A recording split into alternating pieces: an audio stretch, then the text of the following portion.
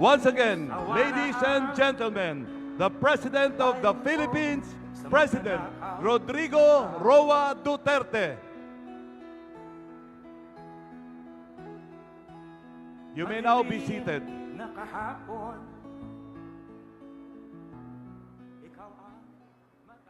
Once again, a pleasant evening to everyone. To deliver the welcome remarks, may we call on the National President of the League of Municipalities of the Philippines, Socorro Oriental Mindoro Mayor Maria Fe Bronjal.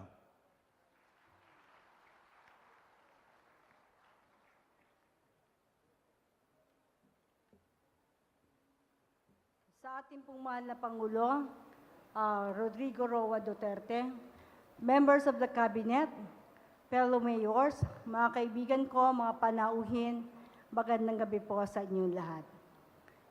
Mahal na Pangulo, inihaharap ko po sa inyo ang 1,308 na punong bayan ng ating bansa. Pwede po mong sitayo ang mga punong bayan.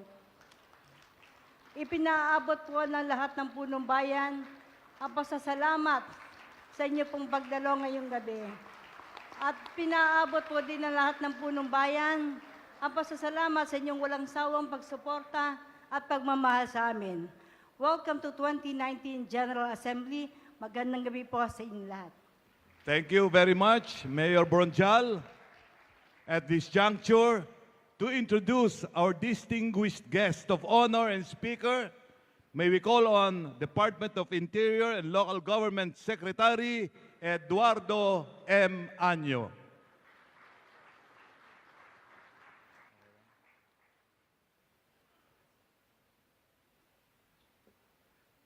Mga kasama ko sa paglilingkod bayan, ang minamahal nating Pangulo ng Republika ng Pilipinas, Mayor Rodrigo Roa Duterte.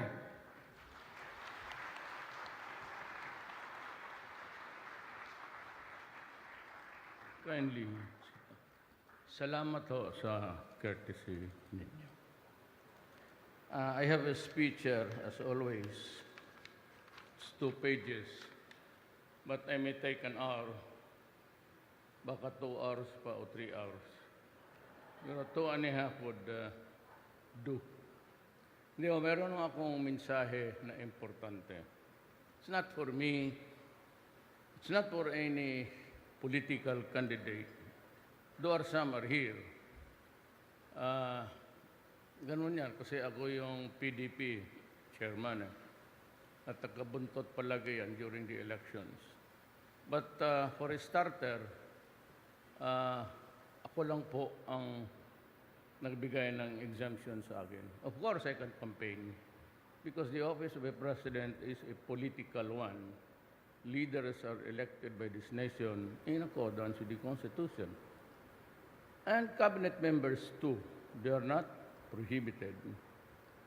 Ang problema lang kasi, the issue here is almost money used for any purpose, and the fact that usually yung administration take advantage of the perks of the present era, kung sino man sila. To me, it's a matter of delicadeza. That's the issue. It's not legal. So I told the members of the cabinet not to participate either for or against my candidates. They just stay put and remain neutral. But kung magsalita-salita sila doon sa kanila, that's freedom of expression which I cannot entirely prohibit. But as a matter of policy, I forbid them to go out using gasoline, plane tickets and all just to campaign for people who are with us. I do not think that it is strictly ganoon and to dispense money, patronage. I do not do it. As a matter of fact, I only sign policies of government. Hindi naman ako nagyayabang. Pero ganun ako kahigpit. I do not sign any transaction involving money, either coming from the public or private, or anything that is due government. Hindi ako. I only sign appointments and the policies and the so many documents regarding how to run this government. But never, never, I do not allow the cabinet members to pass on transactions. Reclamation, LRT, airport, they do not reach my table. Because as a matter of policy, may masabi man kayong taong bayan pagkatapos ko. Maybe the killings. Maybe sometimes yung sabi nila mga babae, totoo naman. So, dalawa yung asawa ko. So what's the problem? Those are issues which have been raised since I was in 1988. It is almost really something which they repeat every election. I do not want to tell them kung saan sila nagkamali. Kaya sila nagkamali and they repeat it every election. And since 1988 till now, wala naman akong talo. But the issues is that pinatay ko yung mga taong masasama. At dapat naman talagang patayin. Lalo na pag sumubra na. So, I'm bringing you two great principles of mine. Ito, personal ko to with the President. Even during the elections and during the presidential debates, you could hardly tell the things that, kasi automatic, bullets lang. Because I know that we do not have the time, really, to talk lengthily than what is given to you, which is 1 minute and 30 seconds. Alam mo yung mga ganon, of course, the sponsors make money. What the fact is, kung kandidato at bigyan ka lang 1 minuto, 2 segundo, 5 hours, it's really an exercise of not only futility, but stupidity. But since I was there in the game, in the thick of the fight, I had to participate. But frankly, I'd like to tell you now, pangwarta lang yan. They earn money because people are glued into their programs. And there are so many sponsors because they know that people are viewing that particular station. Yan lang yan. But if you give us about 3 hours and allow us to say something, what's in our heart and minds, then probably I could give enough justification. But 1 minute, 2 minutes, paano ko sabihin sa Pilipinas anong gagawin ko before and after? You know, you have to lay the predicate. Ito yung nangyayari ngayon. Ito ang gusto kong gawin kung tulungan ninyo ako. Ngayon lalo na sa gobyerno. Because noong kandidato ako, nagyabang kasi ako na I will finish this drug war in 6 months. Alam, ang patayin ko lang talaga lahat para tapos na. No, Davao was a very troubled, chaotic place right after EDSA revolution. The communists perfected the art of killing soldiers and policemen. Every day sa Davao, on the average, we lose something like 3, 4 policemen, kapgo, CSDF pa noon. Ganon kagago itong mga komunista. They kill for nothing, except that the soldier is there, the capo is there to maintain order because you have to protect the establishment. Otherwise, magkanya-kanya tayo.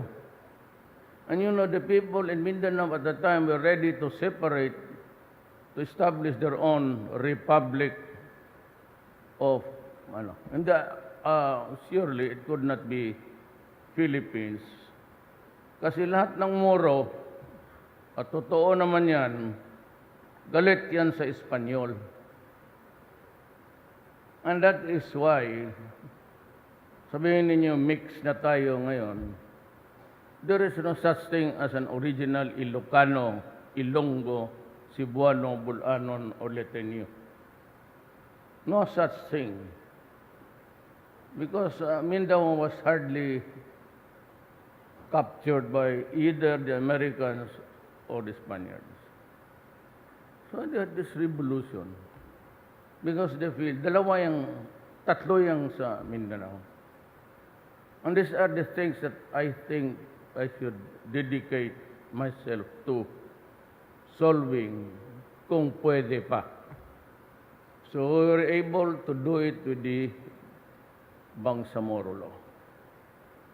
Now there's Miswari, he saw me last night. He was not allowed by the court to go out because he was pending charges when he was armed. So I had to make some arrangement. Sabi ko, this is a personal request of me, which I do not do at any time, at any other time. Sabi ko, papalabasin ninyo. Sabi ko, for the sake of, alam mo na, because I still have to craft, we in government, General Anyo here, the DILG and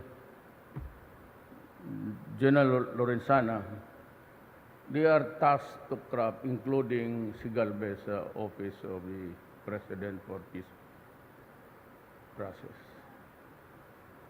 And kailangan pa natin yan. But they are revolutions driven with territorial intentions or objectives. Ngayon, kung naplansa mo yan, and we are able to talk to them, you must understand Philippine history and the core of what ails this country. You know, when Magellan landed, that's stupid idiot. When he landed in Leyte in 1521 to unload his cannons, yung mga baril nila, those were gunpowders, and the Filipinos never had a chance. So they were able to sweep it.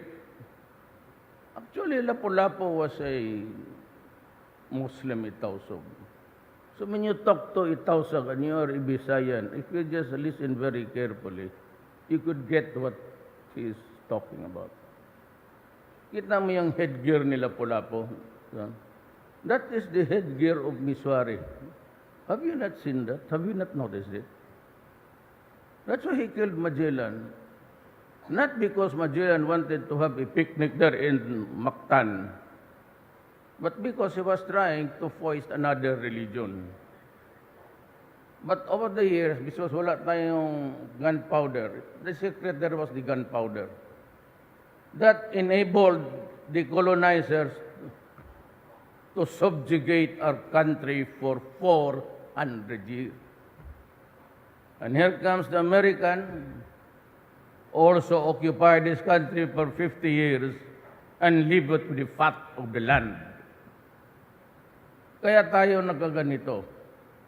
And they say, you go to Mindanao because it is the land of promise. What was really the truth? I am from Mindanao. I grew up in Mindanao. It's because nobody would like to work for them.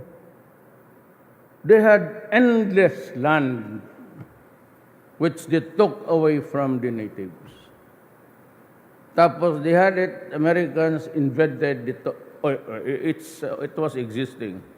Torrance title is actually of American origin. homestead. When they divided Mindanao, many centuries ago, ang mga Kastila pati Amerikano gave the lands to the favored few. Ang pinakamalaka dyan, yung Bulacan ng Nueva Ecija, it's a flat land. If you go by helicopter, pag take off po dyan, makita mo yung talagang pataw. So with Maguindanao, where Mango Dadato comes from, he's the one. Told him to come here to just listen. Yun ang nangyari. So this is, come to Mindanao because it is a land of promise. That was the sloganeering. And so what happened? Ang unang pumunta doon mga Bisaya. So Mindanao is a Cebuano-speaking island. Then pumunta yung Bulanon. The native tribes of Cebu are not Cebuanos. They are the tribe Sogbo. Yan silang. Yung original na sabihin mo taga saan ka, yung matatanda sabihin nila Sugbo. Hindi mo, they do not refer to Cebu as Cebu. I don't know where it comes from. But, so they had to import workers. Over time, there was the heaviest migration. And the ratio was changed. So, a lot of Christians are there now working. Ako ba sinasabi ko, nandito man si Mang Budadato, pareha my mother is a Maranao.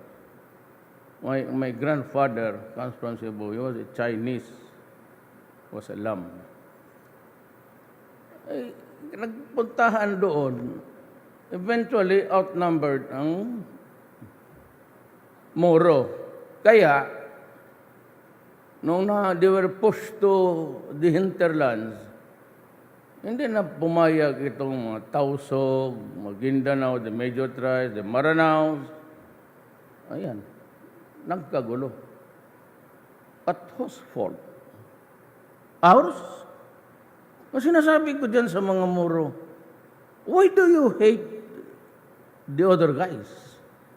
They cannot do it to me. They would be crazy. They would be a lot crazier if they kill me. Sabi ko, bakit kayo magalit dyan sa mga Alam ninyo, 100 years before Magellan, Muslim na kayo dito sa Mindanao. Your tribes, Maranao, Maguindanao, Iranon, Kagan of Davao, Tausog, Yakan. Kami dito, yung tatay ko, Cebuano, from Danao. He belonged to the Sugbo tribe.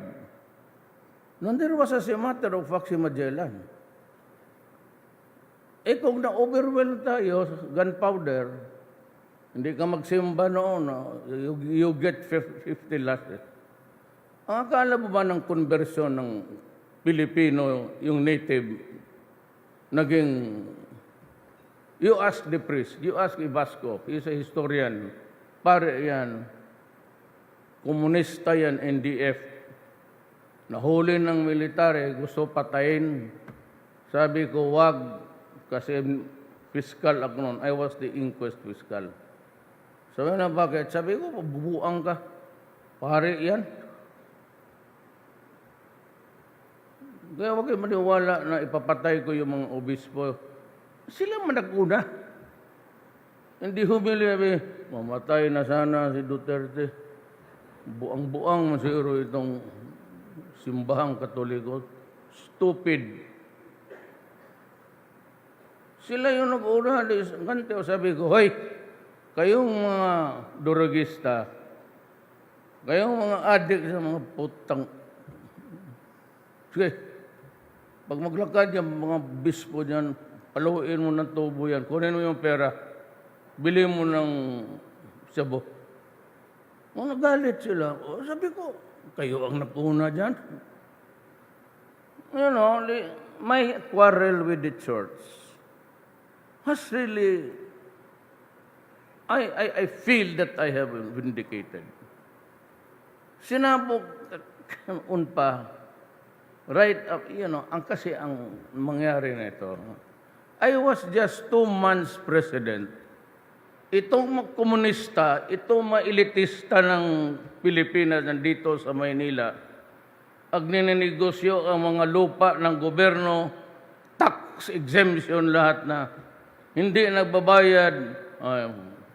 Pag presidente ko, pati ang frequency, it's given free to by the government investors. Hindi ginamit, they hang on to it. Sabi ko kay Rio, kunin mo na sabihin mo kay ate niyan. Kaya gamitin ko yan dito sa... I was trying to say na we need a third, fourth player to bring down the lousy prices of PLDT and Globe. Ayaw na sa uli. Kasi daw, pabayarin nila ako. Putang ina. Sabi ko sa kabinet, sabi mo sa putang inang yan, bukas, turo ko yan ko si Don, gumastos kayo dyan, you paid at cost, how much? Papatinan ko yung libro ninyo. Ngayon na, nagalit ako dyan sa cabinet meeting. Sabi ko kay Secretary Rayo, tawagan mo na ngayon. So the following day, tawag itong Globe, isauli nila. Then the other guy said, isauli nila. Sabi ko, we are friends, I respect you. I may not share your dimensions in life. Puro man isip, ang isip ninyo, puro pera. But, I could be mean. You cannot just do that to the Filipino people. I am glad that I won with only the people's vote. No leader except for you. Isa dyan si Bobot, ang presidente ninyo. You know what? I landed doon sa lugar niya. I was with few of my fraternity brothers. Tapos nakiusap siya, sinong leader mo? Sabi ko, wala man, ma'am. Tapos sabi niya, sino ang niyo? Well, yung mga relatives ng mga brad ko, gano'n. Tapos yung anak doon Brad ko man. So, Jaime Marcos, Bobot, si Abet Garcia, sa Visayas, ni isang kagawad, wala ako, barangay kagawad. Then, wala ako sa Cebu. And the fact was very ugly to me because taga Danau ang tatay ko. Cebuano. Siyempre, kung sa Cebu ako, di Cebuano ako. Dahil hindi ko sa Mindanao, pwede Maranao ako. Ganun lang yan. But what is very important is this. My father is a Cebuano, my mama is mestiza, lola ko ang Maranao. And my lolo was Chinese. Tanungin mo ako, ano ako? I am a Filipino. Period. Kaya itong sasabihin ko ngayon, para ito sa Pilipino. Nagpapabilib lang ako sa inyo. Nagpapabida ba? Alam mo na. Politiko. Ganito yan. I was very happy that si Bobot kept on inviting me. Alam mo, parang kayo na ang mag-intindi kung ano ang sabihin ko. And if I say, alam mo, sabi nga nila, ito si Duterte, bastos, no? Bunga nga, lahat, pati bali. Totoo yan. Ano pa? Duterte, maraming babae. Totoo yan. Kaya kung hindi lang ako nagtanda, parami yan. Ngayon matanda na ako, paliit na lang sila. Hindi na kaya Kaya itong putang inang tatad na ito, kabaga og ng yawa na yan, kakapal-kapal, siya pa yung nagbasa ng Proclamation 1081. Tapos after the revolution, nagtago-tago ang unggoy saan-saan. Tapos resurface as a legitimate writer. Putang inang tatad ka. And he was keep on writing na ako raw may cancer, may ganon. So, tuloy, parang naniwala na ako sa kanya. Yung paghubad ko sa gabi, ganon ko. Amoy utot mo lang ito, wala mang decay. Alam mo, tatad, putang ina ka, let's say ka, Opus J, kaya kita mo yung mga obispo mo nandoon nag-summit sa Vatican kasi yung mga, it's worldwide na, pati yung mga Madrid. Kasi sabi ng mga Madrid, binulgar mo na rin. In Dubai, he went to Dubai to visit. Ano sinabi niya doon? Yung mga Madrid ang konsumo ng mga pare. Basahin mo yung news. Hindi ako nagbubula. At kami noong sabi ko, nag-away kami. Sabi ko, let's check kayo mga pare. Do not pretend to be, saintly. Is kayo. Once, tama yun ang sinabi ko noon when I was mayor. One of the most hypocritical institutions sa Pilipinos, Catholic Church. Alam mo kami, di ba sinabi ko sa inyo, high school kami, nagluluhod kami yung kamay ng pare, dinajambol yung bayag namin. Nilalaro ang ganon. Matagal kaya kasi gusto, marami kang what more? What more? Kasi gusto ba niyang twirling ng maghubag yan eh. Butit lang ako, kaya 3 ang bayag ko. Mahigpit. Tatlo. Ipahikap. Sabi ko nga yan, papuntay mo yung asawa mo. Pahipo ko yung bayag ko, pati utin ka. Butang ina mo. Para sabihin niya. Ikaw tata, nagpapasensya lang ako. Utang ina ka, makita kita dito. Tamparos unta ka. Hilain kita ng 1 kwarto, 2 lang tayo. Tang ina ka. Siya ba yun ang sabi, namatay na raw ako. Buhay pa ako, ang utin mo ang patay. Let's say ka.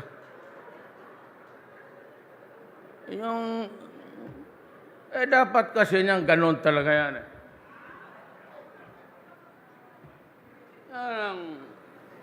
Sa inyo. Yung kay tatad, ganun na yan.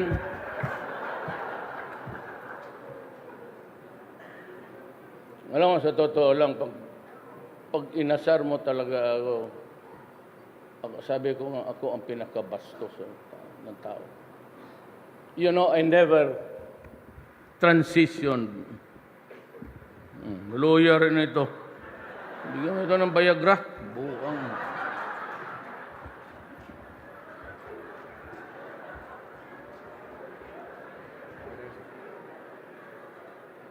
Never transition from being mayor to president. Yan ang problema. Sabi niya, bastos. Di bastos. So, ano? Punta Duterte, napili natin, hindi statesman, hudlum. Oy. Hudlum? Bastos. I could not have survived since 1988 to the presidency kung hudlum ako. Patay, marami akong pinatay. Marami pa. Ngayon, mag-umpisa ako. Alam mo, Bod, mamawala rin ako. In 3 years' time, aalis na ako. I will not stay a minute longer. Huwag kayong maniwala niyang kudita. Hindi papayag itong General Lorenzana, pati si puro naging chief of staff. Hindi papayag yan. But do not underestimate the love of country of soldiers. Kuha ko na sila ngayon. Naintindihan ko na sila. And I would not be surprised kung prangkahan nila ako kung ano ang mali. They can do it because ang tatamento ko sa kanila, sundalo nila ako. Kapbo lang ako eh. Wala naman talaga akong ranggo. Hindi ko matapos yung PMT or OTC ko. Kapoy yung pang ano lang tayo, inom-inom dyan. Sabi niya na next president kung mawala ako, tapos basura ang ibigay ng administrasyon niya. Kurado. Ranger pati ang Marines ang mag-abang dyan sa... Ako sabi ko sa kanila, kung ayaw ninyo, sabihin lang ninyo, may nangyari dyan sa armed forces. Galing ako na yung Pilipino. Binulshit ko lahat. Pati may Duterte diyang board member, pero malayo na. Pero she was one of those who objected. Walang bidding, ibinigay doon sa kay Jack Lam. Kaya galit ako pag gano'n, mabullshit talaga kita. Alam mo, na yung Pilipino yan. Na yung Pilipino. Do you understand the word? Na yung Pilipino. Tapos lagyan mo ng gambling house dyan. Tapos hindi mo pa binabid, you just went to award it. Pinuntahan ko, putang ina kayong lahat. Ngayong Pilipino, lagyan mo ng incheck dyan na sugal. Wala pang bidding. Umalis kayo lahat. Kaya bago na yan dyan. Stupid na. Ngayon, pagdating ko, mag-command conference kami. Sabihin ko lang totoo. Si Dominguez may tinulak. Si kalalaki yata ng yung kay Dominguez, palimbasa, matanda na, pareho kami classmate ko. Kababata ko yan eh. Yung, ano niya, cellphone. Hindi na ako tulak-tulak ba. Hindi ako marunong magamit niyang ano. Kasi yung let's na yung pag pindot mo, 3 letra ang lumabas. Kung pindot ka ng number, minsan 4 na number ang lumabas. Ikutunto ito. Hindi ako gumagamit ng ganon. Pero sa kanya, di ko agad nakuha kasi lalaki kaya ng letra. So, sa isang one word lang. Ganon kalaki ang niya, telepono niya. Hindi na siguro talaga makakita.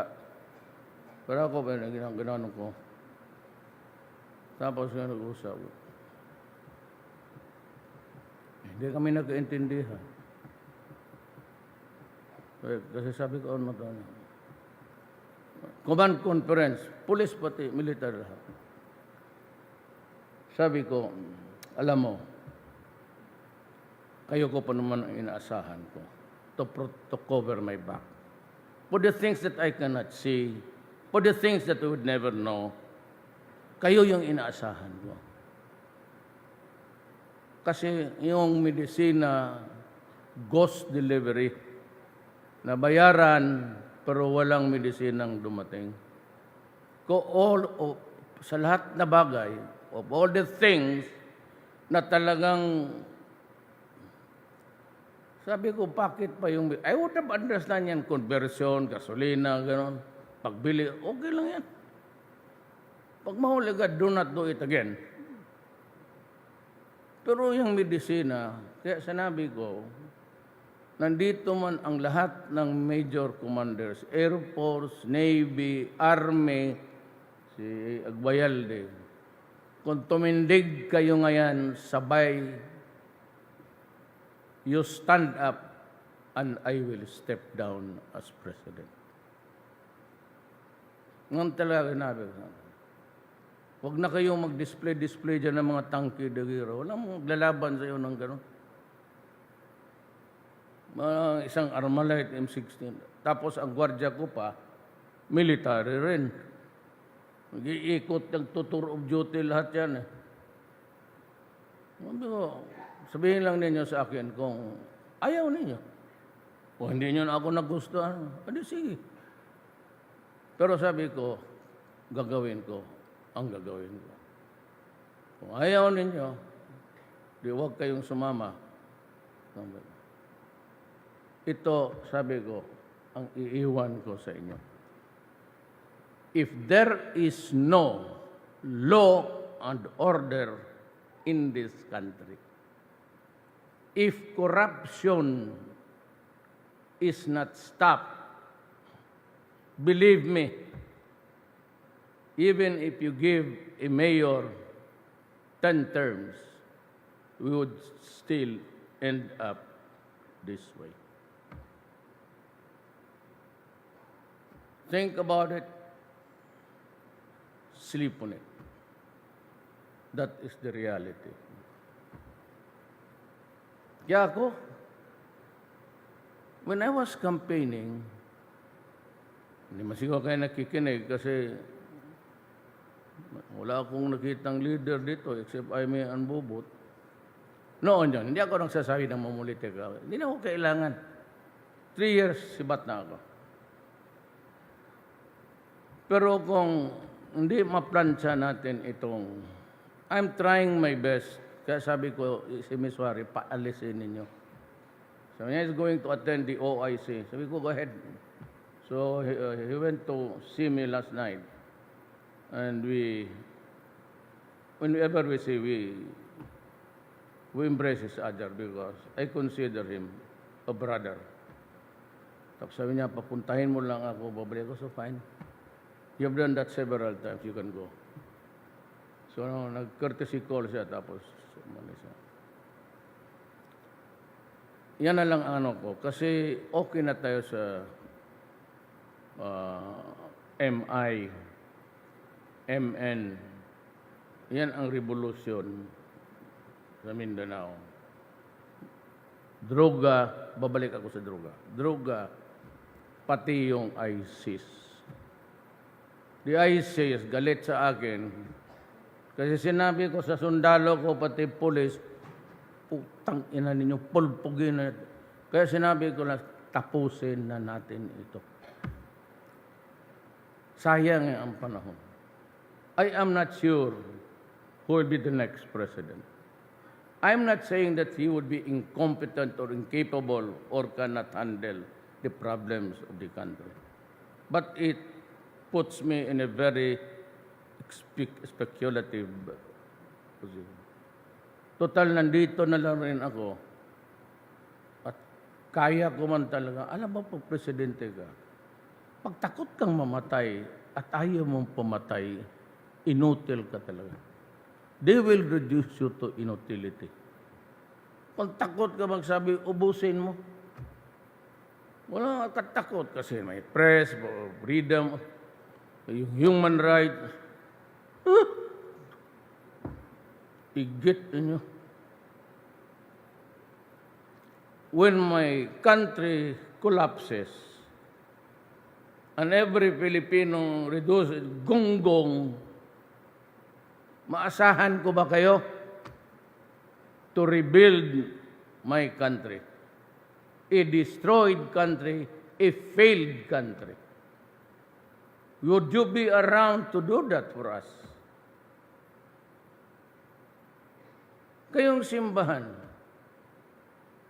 ano man ang pinaka-magawa ninyo? And the abuses that you committed all the centuries. Kita mo yun ang mga madre sa Rome, nagdadala ng poster demanding simply the truth. Kaya na panahon na ilabas, nauna na ako, kasi sumakay kayo, kayong mga obispo ng mga elitista, putang ina ninyo. Sali kayo dyan. I was just 2 months President House Duterte. Pati komunista, pati yung mga left, pati yung mga ganon. Kaya nagalit ako sa inyo, pero I just kept it in my heart. You know, there is always the Ecclesiastes trick. Yan ang binabasa ko sa Bible. Naniniwala ako ng Ginoo, Diyos, Ginoo sa amin yan. Pero hindi, I am not a hypocrite.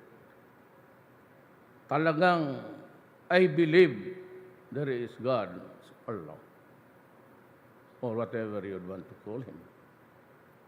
Pero kayong wallowing in hypocrisy, huwag ninyo akong, kasi ako ang tao na hindi talaga ako penso. Sabi ko, remember Ecclesiastes 3. Ano sabi ko palagi kay Bong.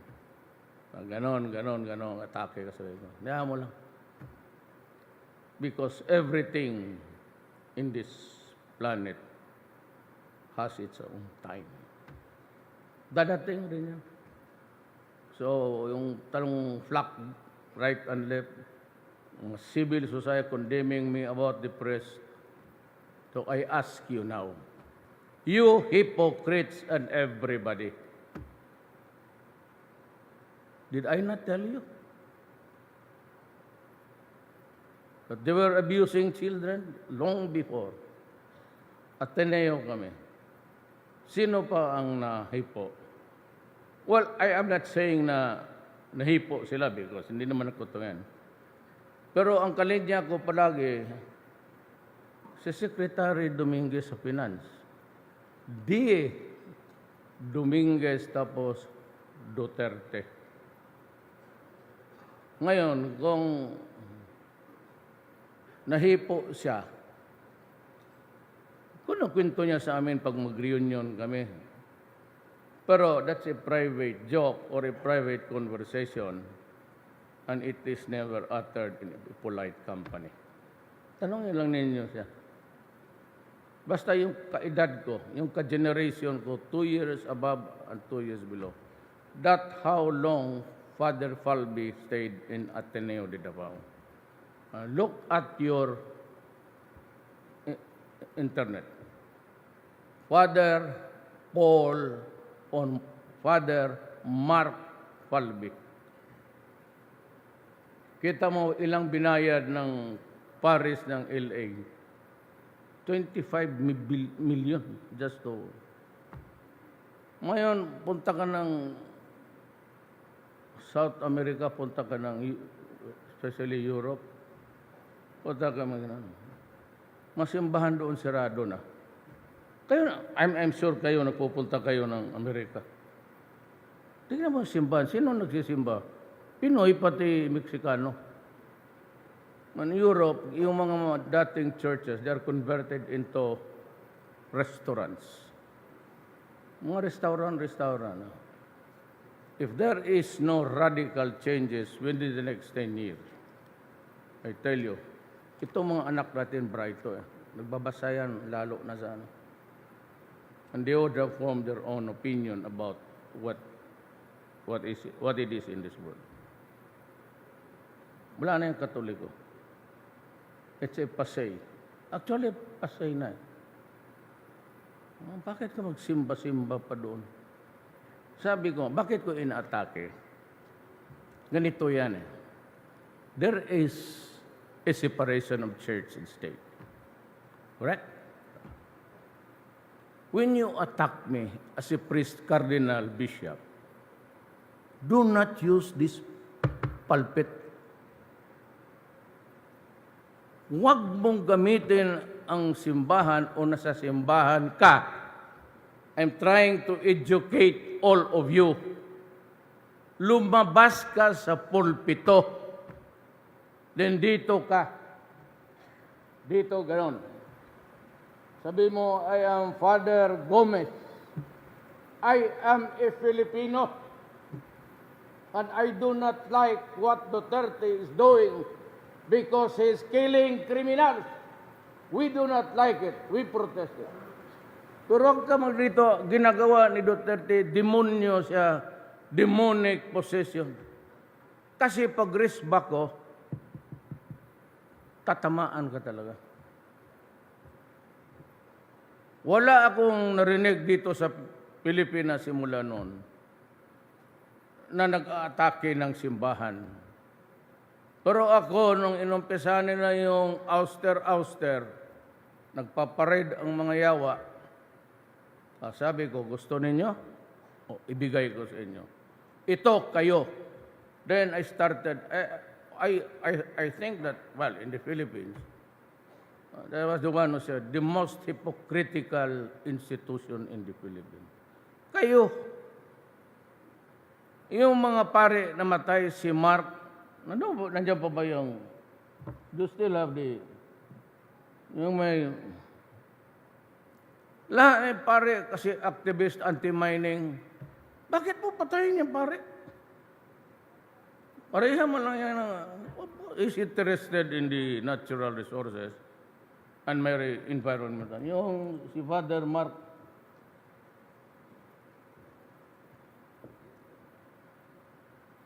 hindi ito. Yung una pa. Yung may matrix.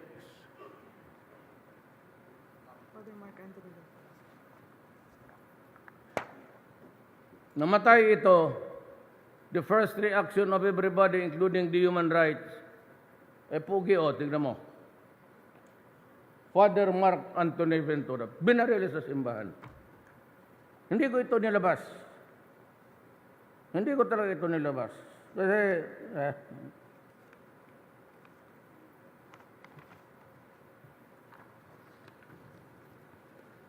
nandyan siya. Sa investigation sa gobyerno.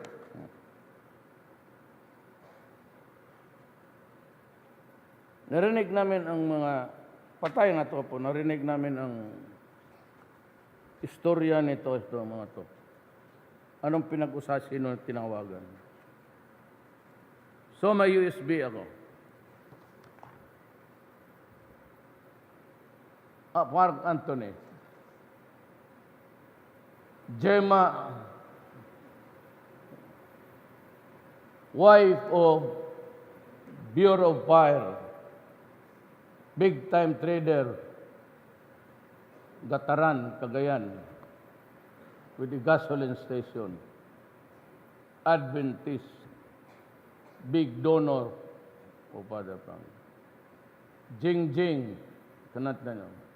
Widow, townmate living in Kamalanugan, usually hitch ride with Father Mark back to Tuaw, alleged paramour of another guy, Jofel Alipio, dismissed PNP. Marian Porcia Bonifacio, wife of POW, strange relationship, strained naman, doon na lang, live with husband, intimate textmate of Father Mark. Nakuha namin yung cellphone niya. So, ni-review ng gobyerno. Gusto ko doon. Joan, Secretary Treasurer of San Isidro, blah, blah, blah.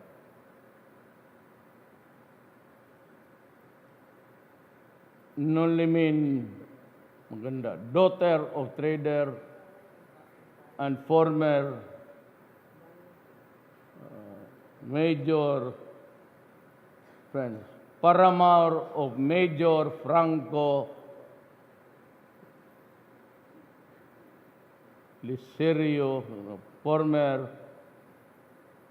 FBI agent. Maria, daughter and friend and benefactor, wife of a policeman. Mary Jane, wife of a trader, friend and benefactor.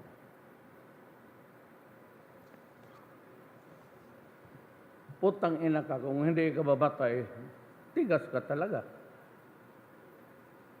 Police, army, NBI. Magaganda talaga ang babae.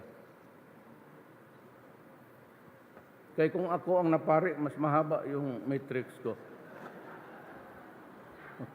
Langan. Nandiyan. Tapos kung pinatay ng gobyerno kasi anti-mining daw sa putang papatayin na. Ngayon, ang problema dito,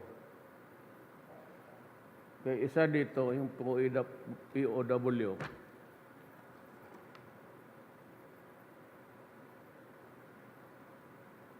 overseas worker, mahina na rin matama. Buntis. Yan ang may tricks niya, oh. Possible love triangle.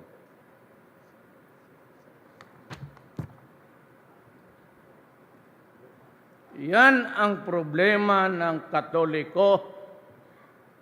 Ang tingin ninyo sa pare, huwag na lang yung madre. Ako have nothing to say about our nuns. They are all obedient and religious. Kung kayo ang gumawa, yak kayo ng yak kayo. Ngayon, bakit tahimik kayo? Sinasabi ko, kailan ko pa sinabi? Noon pa. Tapos sabi ng tao ng Pilipinas, grabe, ito si Duterte kung bunganga. Because, anong bagay, even against me, pag totoo sabihin ko, totoo yan.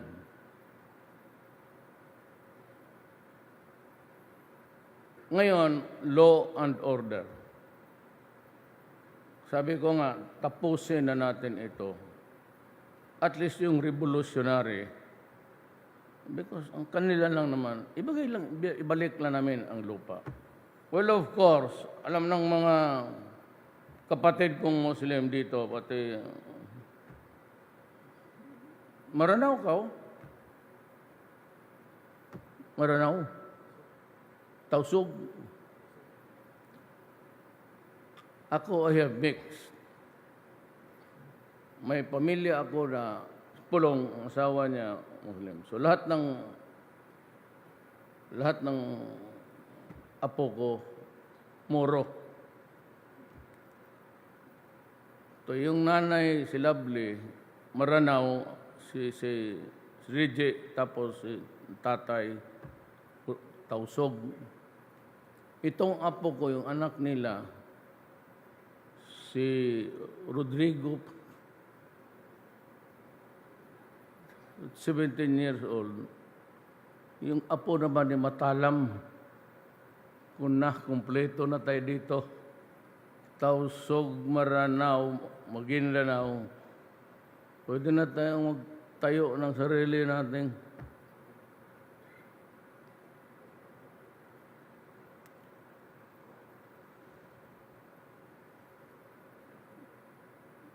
Saan si Dilo? Si Sophia. Hindi ka nga. Siya yung aide ko. Ang asawa niya, pinsan ng mga yung Huluhano. Huluhano kasi ang tatay. Sangkula. Ang asawa niya, kamukha ng apo ko. Kaya sabi ko, saan ba itong muka ni Umar na hindi naman Duterte, hindi naman Inchik. Nung pagpunta ko sa Patikol, nakita ko yung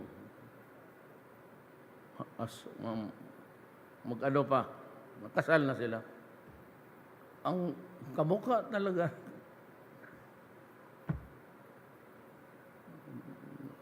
Si Sophia is a Muslim na ngayon. By marriage.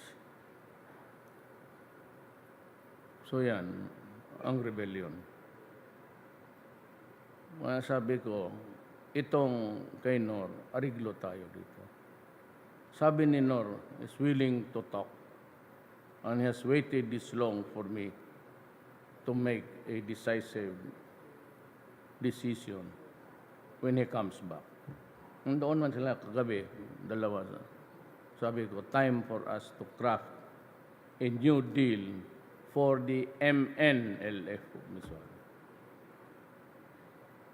Now, ang second yan that bugs us really is the ISIS. They are fast coming in. And they are very brutal and cruel. Hindi sila, they do not, baske yung mga bata doon sa kung Arab talaga. Doon, bata, babae, kapwa nila, Muslim, sinusunog, pinapatay, ilagay sa cage, tapos hindihan, buhusan ng gasolina. Kaya sabi ko, kasi sabi nila na patayin daw ako kasi may order ako pulpugin sila. Ito lang ang mensahe ko. Mga kapatid ko, na Abu Sayyaf, kung akala ninyo makapatay kayo, pupunta kayo sa langit, ako gusto ko ring mamatay. Kasi pagod na ako. Putang ina, huwag ninyo akong takutin kasi gusto ko rin mamatay pero gusto ko sa impyerno ako pupunta. Kasi doon sa langit, wala kang mapala doon. Saan ang lahat magaganda? Be? Yung mga yan sa disco, yung ano. Saan yan sila? Maski na yung mga may kaya. Mga bigaon na rin yan. Yung lahat na punta doon, yung mga madre, pare, ilan, pero yun lang. May mga anghel, may mga pakpak yan, parang lang, lapitan mo, lipad. Pas mo ka doon. Dito sa impyerno, saan yung mga magagandang yung nasa magasin? Tapos, malaman mo na lang, pangalawang asawa na siya, ngayon yung mga gawa, magaganda, nakikita mo. Mga asawa ni mga bilyonaryo. Tayong mga hirap na wala man talaga yung chance. Pero pagdating sa impyerno, free for all yan.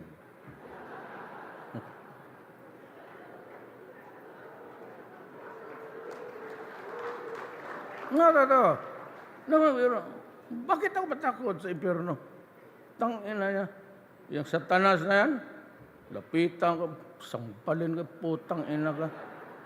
Gawain kong bulalo yung ikog mo. Patigas-tigas mo lang si satanas, kaya kunwari. At saka, ano bang mapala niya? You'll burn in hell. Yan ang panakot eh. Because long ago, nomadic tribes yan sila. Kita mo yung mga, you go to heaven, perfect lahat, you know. It was just to convince, walang ano yan. Yung mga sinulat nila dyan, puro,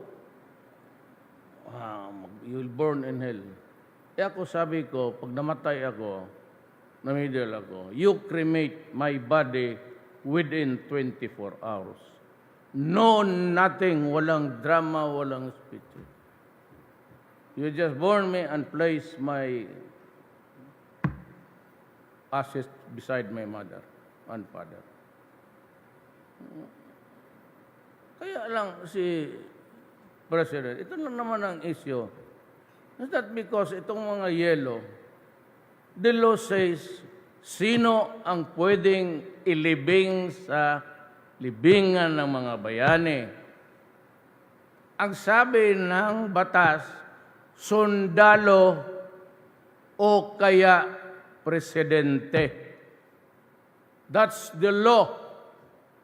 The other law, what they want to say is that Marcos was a dictator, that he stole. Until now, you have not proven anything except to sequester and sell. Hindi mo nga sigurado kung talagang kay Marcos ba yan. Sabi ko nga, there is the Ecclesiastes 3. There will be a time to be silent. There will be a time to just say nothing, but there will be a time for reckoning. There's always a time for war. Sabi ko sa mga kapatid kong Moro, hindi tayo pwede magpatayan ng lupa natin ito. Bakit magpatayan tayo dito? At anong kasalanan ng Kristiyanos? Pati yan pinagbubugbog ng katsila. Do you think that they would just readily known sila lapo-lapo na embrace? Kaya nga, tinadtad niya si Magellan. He was chopped to pieces. Sinago doon sa kinilaw, kinain ng mga buang.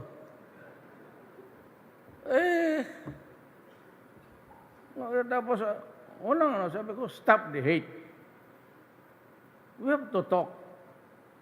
Kasalanan ba na yung dumating yung putang inang Magellan na yun? Tapos pinagbabaril ang Pilipino, may kanyon pa. Di takbuhan lahat. Tapos ngayon, mag-away tayo dahil doon kay Magellan. Oh, nagkalukuhan. Who started it?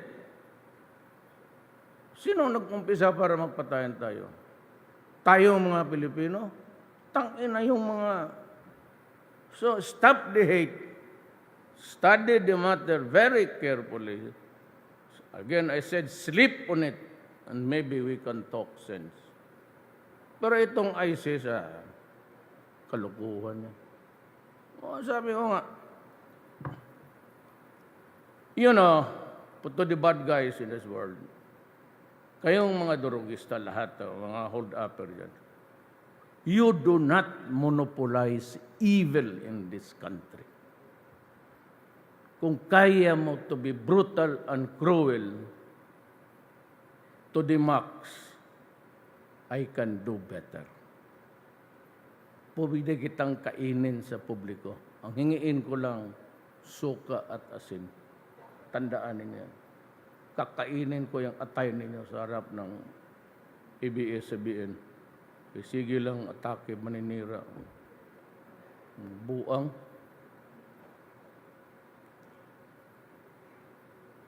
Ngayon, dito sa droga, when I was mayor, magulo ang Davao noon. Alam ninyo yan, napunta ka. Magulo, patayan dito, yung Sparrow, but yung banda ni sa inyo, you have to double your effort to contain them. Tama yung sinabi niya. How do you fight communism? How do you fight this wayward brains? Make them irrelevant. Hindi mo matapos. O pupunta ako ng Sagay. Nilan reform ko yung noonahan ba ibigay na hindi pa makuha. 10 years na gano'n. Kasi takot. Nabibili. That's the wrong corruption. Yung mga tao naghihintay, awarded sila, hindi nila makuha, hindi nila maibigay, kaya may mga sundalo, pulis. Umalis kayo dyan. Bigay natin sa Boracay. Sabi ko, linisan. I told Anyo and Simato, puro dyan na, linisan ninyo. In 6 months. Anyo Simato did a great job. As a matter of fact, nung malinis na may parang homecoming na doon sa mga they invited me to be there. Maraming salamat, Duterte. You know, I hate yung mga ganon. So if magpunta ako, huwag kayong maglagay ng kayong mga taga Davao, kayong napuntan Davao. I challenge you. Point to me a single day. Naglagay ako ng karatula. This is a project of Duterte or of his daughter at that time. Ayaw ko yan. Sabi nga nila noong first year ako mayor, hindi ito tatagal, isang term lang ito. Kasi gano'n na yan. Pinapatay ko na talaga yung ayaw maniwala. Sabi ko, sige lang. If it is one term, it's good enough for me. At least ginawa ko yung dapat gawin ko para sa bayan ko. Yun ang style ko. Yun ang contribution ko. Hindi mo gusto, pasensya ka. Human rights, you go to the International Court of Justice. Isa pang bullshit. Ako, bakit ako harap doon sa mga puti? Anong utang na loob ko sa inyo anong tinulong ninyo sa bayan ko? At magsabi kayo, ikaw, kriminal, you'll be doon, dalhin ka. Pati itong mga professor yung mga constitutionalist ko, no? Pagkita mo pag-isyo, sino nagsasakay? Sabihin ka, non-constitutional, bullshit. Paharapin mo ako, sino itong putang inan to? Sino itong judge na to? Wala namang commission on appointment. Yung sabihin kami, mga Asians, dalhin mo kami doon para paharapin mo ako sa mga putang inang yan. Kasi sabi ko, yung Afrikana dito, pabalik-balik, sabi niya, I want to talk to Duterte. Sabi ko, sige, papuntahan mo dito. Anong sinabi ko? Putang ina pag nakita, sampaling ko yan. Kaya kung nakita yan doon, napaka yun. Putang ina ka, itim-itim mo, litsi ka, bakit nandito ka? Who are you to prosecute me? And you know,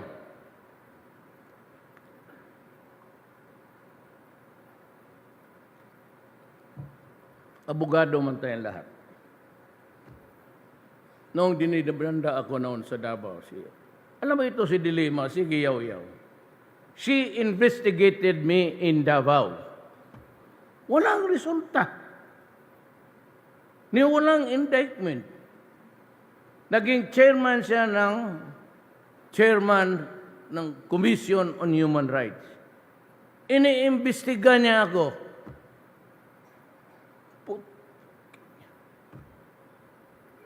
Wala.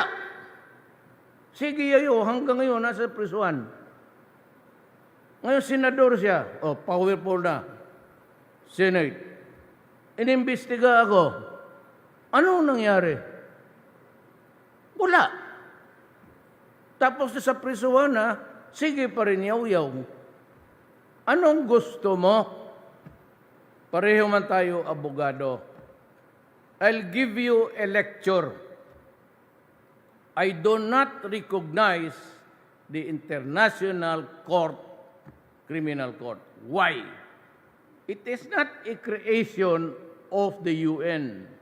It is a creation, a body created by the EU.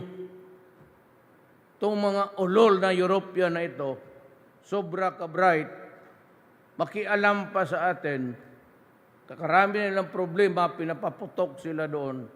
Hindi nga nila matulungan yung mga nasa Muslim, yung refugees na nangamatay na. Sige sila pakialam dyan sa Burma. I am willing to accept Rohingyas. Yung talagang walang mapuntan, tatanggapin ko yan. Gawain kong Pilipino. I am ready to accept refugees. Yun sa Rohingyas. Tutulungan natin yan. Itong mga to, puta na kung magsalita, pati ito sa dilema, ganito yan. Diba, if you are prosecuted, it must be a law that you have transgressed. Fine. So, what is my right kung indibandam ako? I can only lean on the principle of our Constitution that no man shall be deprived of life, liberty, or property without due process of law.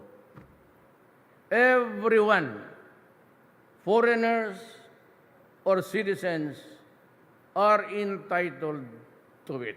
No exception. Then what is another basic tenet of this government? That the criminal laws, especially the laws, to be effective, must be ratified and published thereafter in the official gazette. Yung ratification ng Senate is not enough. There must be a law published in the official gazette informing the Filipino people that there is a law that punishes murder or extrajudicial killing and crimes against humanity. Kailangan yan. So ngayon,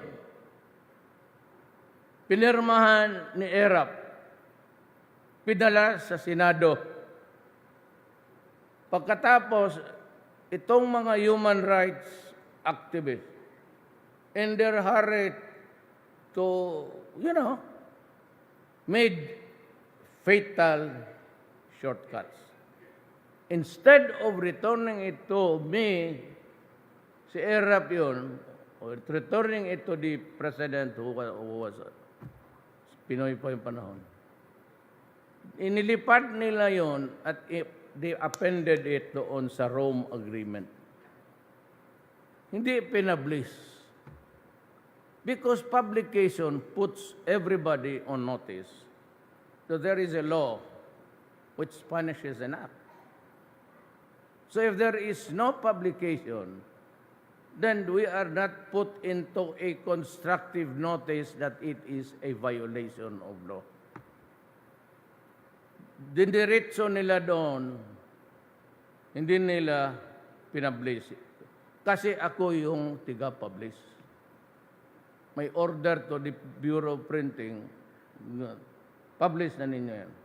And after 30 days or 15 days, it becomes the law. Wala. So how can, kaya sabi ko, you cannot acquire jurisdiction over my person, not in a million years, Lima. You know why? It was a fatal mistake. Jurisdiction. So kung idemanda mo ako, pupunta na ako doon ngayon as a Filipino and as a citizen being sued, then I am invoking that you cannot charge me because there is no publication. There is no law. And the case is Tanyada versus Tovera. Sabi ng Supreme Court, no publication, no law. So what's your goddamn is? Tinago ko yung depensa ko kasi ako lang nakaalam. Walang nagsabi dyan. Yung mga scholar ko, no, yung mga konstitusyon, pagkabugok rin yung putang ina ninyo. Kunwari pa kayo. Akala ninyo, kayo lang na nag-aral. If you are smart, okay lang. Ako, 75 lang ako. Okay lang ako. Since kindergarten hanggang college, 75 lang ako. Kaya maiyak-iyak yung nanay ko. Sabi niya, Rodrigo, ano ba ito? Sabi ko, ito na yan, ma'am. Ano bang gawain ko kung 76? What do I need 1 point more? Pasa naman ako. Sabi ko, dahan-dahan lang ako para umabot doon. So, hindi na ako makalaro.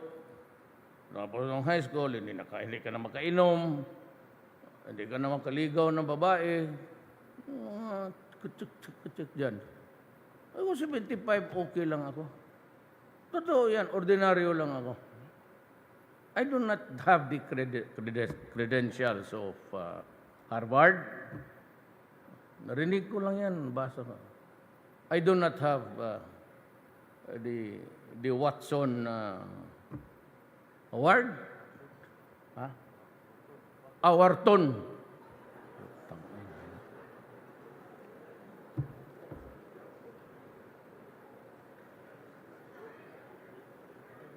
Yung Watson, yung bilihan ng sabon.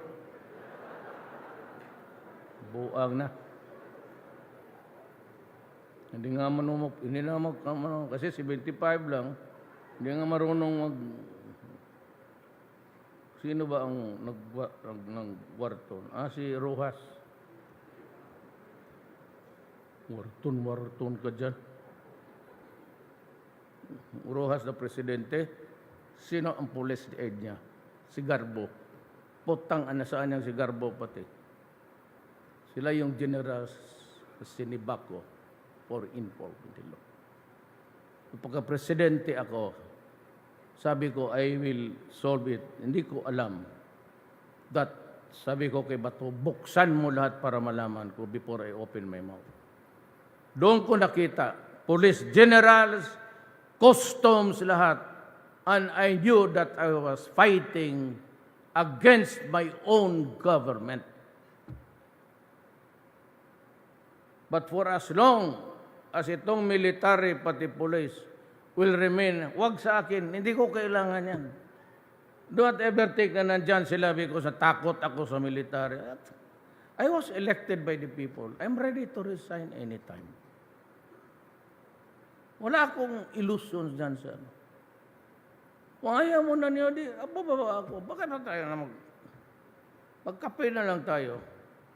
Okay, Secretary Lorenzana, Secretary Anyo, stand up.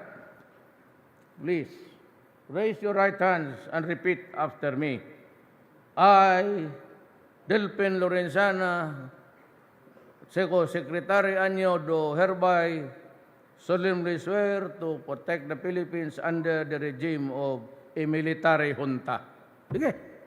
Tapos uwi ako sa Davao. Inyo na. Bahala kayo dyan. Kausapin mo yung mga vice mayor ng mga pilosopo na hindi mo pasunod. Yung iba na sa droga pa. So sabi ko dito, what I said in Davao, I will repeat it. I hope you are listening with all sincerity. If you are into drugs, tinawag ko na yung mga city mayors, tapos na kami. Sinirahan ko ang Malacanang. Walang militar. Kami lang. Sabi ko, do not go into drugs because you will destroy my country. And if you destroy my country, I will kill you. Huwag mong pakainin ang mga anak namin ng mga droga. Kasi yan lang ang aming, hindi kami milyonaryo. Wala kami. Itong mga police, they retire at the age of 56. Ang pensyon niyang mag-abot lang siguro all in all mga 1.9 million over the years. Tapos ang anak nila o ang pamangkin nila, kung hindi ko ito matapos, sabihin ko sa iyo, tatapusin ito ng military pati police. Maniwala kayo. I said, do not ever underestimate the love of their soldiers for this country. Natuto na yan eh. Alam na. At ang sinabi ko, anybody fucking with drugs, destroying my country, at iilan lang tayo, bakit kayo? Pagtanda ninyo. Except those na may mga new gun. Itong mga trabahante ordinaryo, how much do they get? Kasi pag-retire natin, 1.8 over the years. They retire at the age of 56. And that is it. Doon na kunin ang pagkain, lahat pamasahe na. Would the 1.8 million survive him? Mabubuhay siya ng ganon. Siyempre, pagtanda nito at lahat ng karamihan dito sa Pilipinas, mahirap lang. Kaya pagtanda nito, pag ang mga anak nila hindi nakatapos, what is really worse is the droga, they are rendered inutile. And wala nang bibili sa kanilang antibiotic, lugaw, medisina, punerarya, pati saan ilibing. And that goes for every Filipino dito sa ating bayan. Puro mahirap yan. At kung ang head of the family madisgrasya sa droga, This family is already inutil and dysfunctional. Hindi na magtrabaho, galit ang asawa kasi walang pera, walang income, bugbugin pa pati anak at lahat ipabili. When the monkey rides on the back, para kang kinikit-kit dyan, pati may nakakamra sa likod mo. Kaya gaganong ka. Pagdating ng panahon, kung wala kang pera, mahirap ka lang. Ang sweldo mo, wala na. Di ka na mapakain. Yun. Yung mga anak mo, lalaroy-laroy, eventually, pag mahirap, they will. Kasi ang droga ganito. You can't contaminate me. To support my habit, I have to contaminate someone else. I have to ito naman will contaminate Lorenzana, and to support his habit, Lorenzana will have to ilagay niya ito sa droga. And ilan yan? Ilan yan? Isang puser. Ilan ang mabiktima? Sabi ni ang ABS-CBN, palaging mali. Sabi nila, kasi sabi ni Bato, 1.6 million. They are inutil Filipinos, family men, or single, the hope of the parents, na mailibing man sila sa panahong mamatay sila. Putang ina sa anong gawain nila.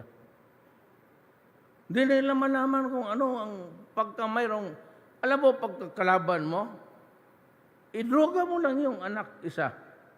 Everything explodes into an eternity of sorrow and pain. Ilan yan? 1.6. Sabi ni Santiago, 3 million noon. Sabi niya 1.6 lang kasi yung kita mo, surrender, payat, walang pagkain, kriminal, puro lahat. Anong ginawa nila? Ilan yan? 1.6. Then you reduce 1.6 million of my countrymen. You reduce them to slaves, to a drug called shabu. Yung counting ni Bato, dito lang yun sa Maynila. Ang counting perhaps ni Santiago sa PDEA noon, General Santiago, was 3 million. Noon yun. Ang bilang ng Pawin 6 dito lang yun. How about Cebu, Mindanao? I'm telling you, noon pa that the trouble of brewing in Mindanao was funded or is funded by. Kita mo ano nangyari. It was a question of shabu.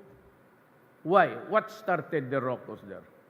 Was there a precipitate outpouring na, rebelde, we are declaring? No. One of the maotis there was accused, itong dangerous, comprehensive dangerous act. Pagdating doon, lumaban, umatras yung pulis, pumasok yung Marines. The following day, all of them died in that bridge sa Pandi. I was at the airport to meet my soldiers. Patay na. And I have to grieve with the family that I lost 9 of my finest Marines. Dead. Ngayon, ilan yan? Ilang social dysfunction yan? Estimate ko, it's about 7 million now. So I have a 7 million dysfunctional, crazy idiots already in hotel. Ang sabihin mo, pare, rehab, yan, yung mga human rights, i-rehab mo. So I will tell you now, bigyan kita ng 20, I will tell you, kayo ang mag-rehab. Sabihin ko sa iyo sa 10, isa lang talaga ang makalusot dyan. If at all. The others will slide. They will slide. Basta kunting rason na magalit, ma-irritate, they will go back to Cebu. Subukan mo. Kayong mga human rights, kung may anak kayo na 5, yung isa, anak mo, i-experiment mo. Sige, bigyan mo Cebu. The problem with Cebu, it's very toxic. You know why? Cebu is a mixture of a chemical. Yung baterya, yung formalin, yon ang pinaggagawa. Tapos, ihit mo diretso sa utok, sa brain. It's a shortcut actually to insanity. No? And all chemicals. Kagaya nung sa Cebu. Medical student, kagandang bata. Punta doon. Pagdating ko nung I was there in Cebu, tinawag ko yung nila, City Police Director. So, anong nangyari dito? Sir, siya mismo nakita nila yung text. Maghati tayo kasi yung isa gamitin sa boyfriend niya pagdating nila doon. But sabi ng police, Cebu Police, earlier a week before, nag-collapse na rin yun kasi. What a waste of life. Now, you want me to rule or administer the affairs of a nation na fractured? And maybe eventually, if we were overwhelmed, it could end a failed state. Ngayon, anong gagawin ko? Patayin kita. Well, openly. Human rights, I'm telling you, I'm making a statement. Papatayin kita. Simple as that. Yung mga ISIS, magpatayan tayo. No choice ako, sir. MIMN, I pray to Allah, and I would like to thank Allah for giving us at least a chance. Miss Suarez is very, hindi naman, maybe it's age, but he only wants to talk. Does not want to fight. Sabi ko sa kanya kagabi, with more reason, sama si Tata. Salamat. Because more than your desire, ako ang ayaw kong patayan. Patay ako ng maranaw. Magpatay ako ng tausog. May kamuta kung akong asawa, kamuka nitong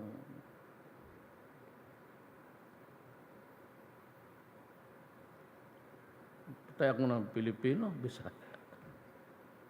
Big crazy. Musap lang tayo. Pero yung sisirain ang bayan ko, iba yan. Iba yan. Ililibing talaga kita ng buhay. At ginawa ko na yan maraming beses. Naglibing ba kayo? Have you done that? Sa iyo, about sa may nilibing ka na buo na buhay?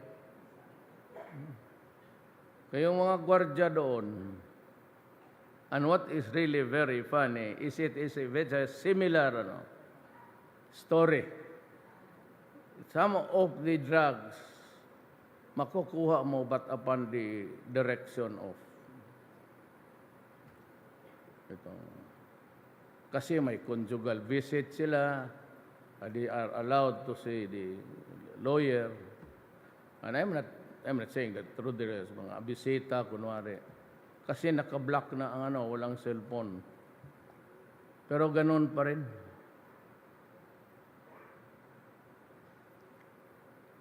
I have 3 years. I will kill you.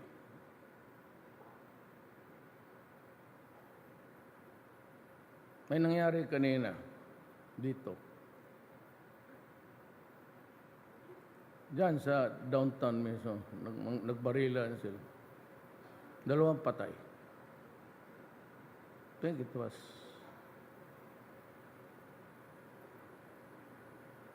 you want more killings like that? Brazen, harap-harapan. Sila yung papatayan eh. All you have to do is to plant the intrigue na ikaw, yung huli ka namin, dahil sabi ng isa, yung supplier mo. Yan. Ganun lang. Ngayon yung ganun, nagpatay do. Kita mo anong ginawa ninyo dyan sa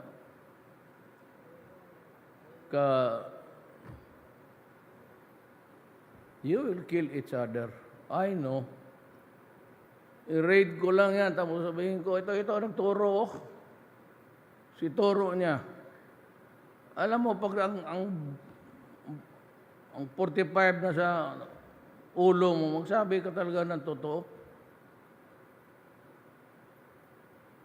Hindi man yan madadala sila ng appeal. Binira na nga ni Marcos noon, si Limsing noon, Chinese. Well, it brought down the drug scene as early as that. Ngayong mayor ako, sinabi ko, do not destroy Davao, wag dito. Putang ina mo, talagang patayin kita. Ayaw mo? O sige. O so si Davao, walang puser. Sa Davao, at 12 o'clock, alam ninyo, wala na, walang activity. Walang inuman, walang naninigarilyo, wala lahat. Tunog tayo. Jukebox, hanggang 8:30 ka lang. Because people have to sleep. Yung neighbors inyo dito, mahirap lang, pobre. Yung iba, nagbuburding lang nga, dyan sa inyo. Tapos mag-jukebox ka. Sa police, sunugin mo yung jukebox na yan. Magdemanda, pati siya, sunugin mo. Putang ina, yan ang gusto niya. Ayaw ninyo ng pakiusapan na tarong. Sabihin, huwag mo yung jukebox. Kasi you create a nuisance. It's against the law actually. But since you are very kind, sinabi ko na huwag na lang pag after this hour, laro na 9 o'clock. Everybody has go to sleep. Tapos mayroon ka dyan in the middle of the squatter area.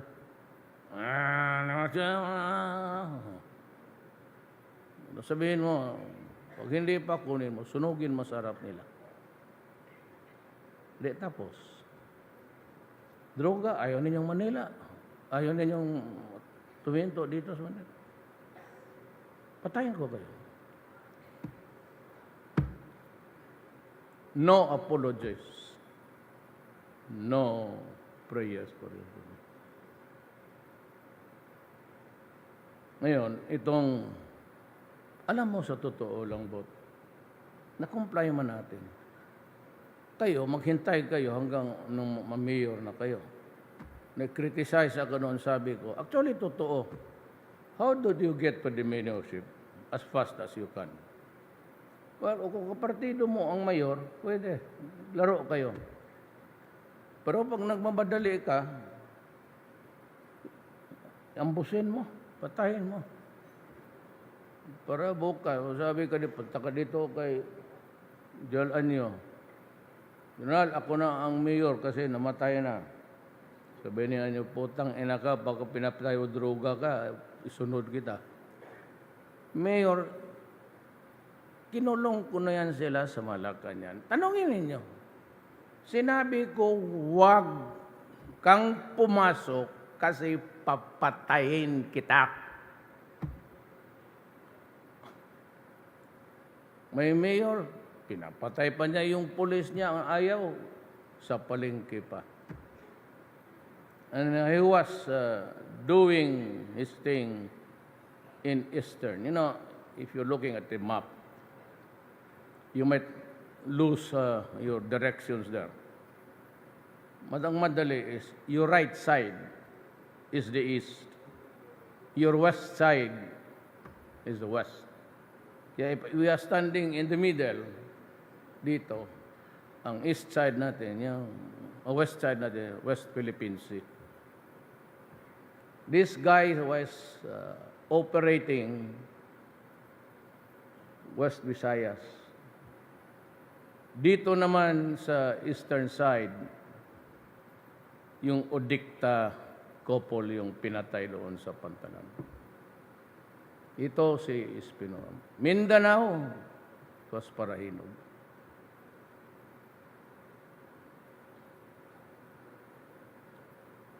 Ayaw ninyang huminto. Mayor, Governor, sige lang. All we have to do is to plant intrigues. Hindi naman kami ang pumapatay. That's legit in police tactics. O, papatay mo na yung isang tao niya, maganti yan. Then, ngayon, kung talagang hindi na pwede, eh ako na ang punta sa iyo. Barilin na lang kita sa harap ng, si Parahinog. Pardon, but he was a son of a bitch. Ang pera niya, yung wallpaper ng ang bahay niya, that's the question about the greed for money. Yan ang mahirap. Ang wallpaper ng bahay niya, 500 pesos.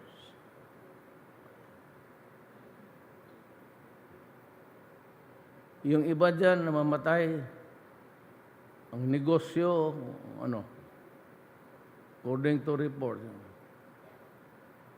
tapos may Lamborghini ka-4.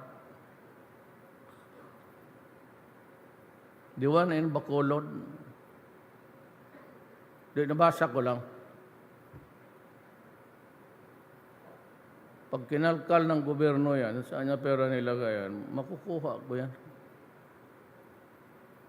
Titignan ko lang yung pera mo. Na ngayon, itong atin.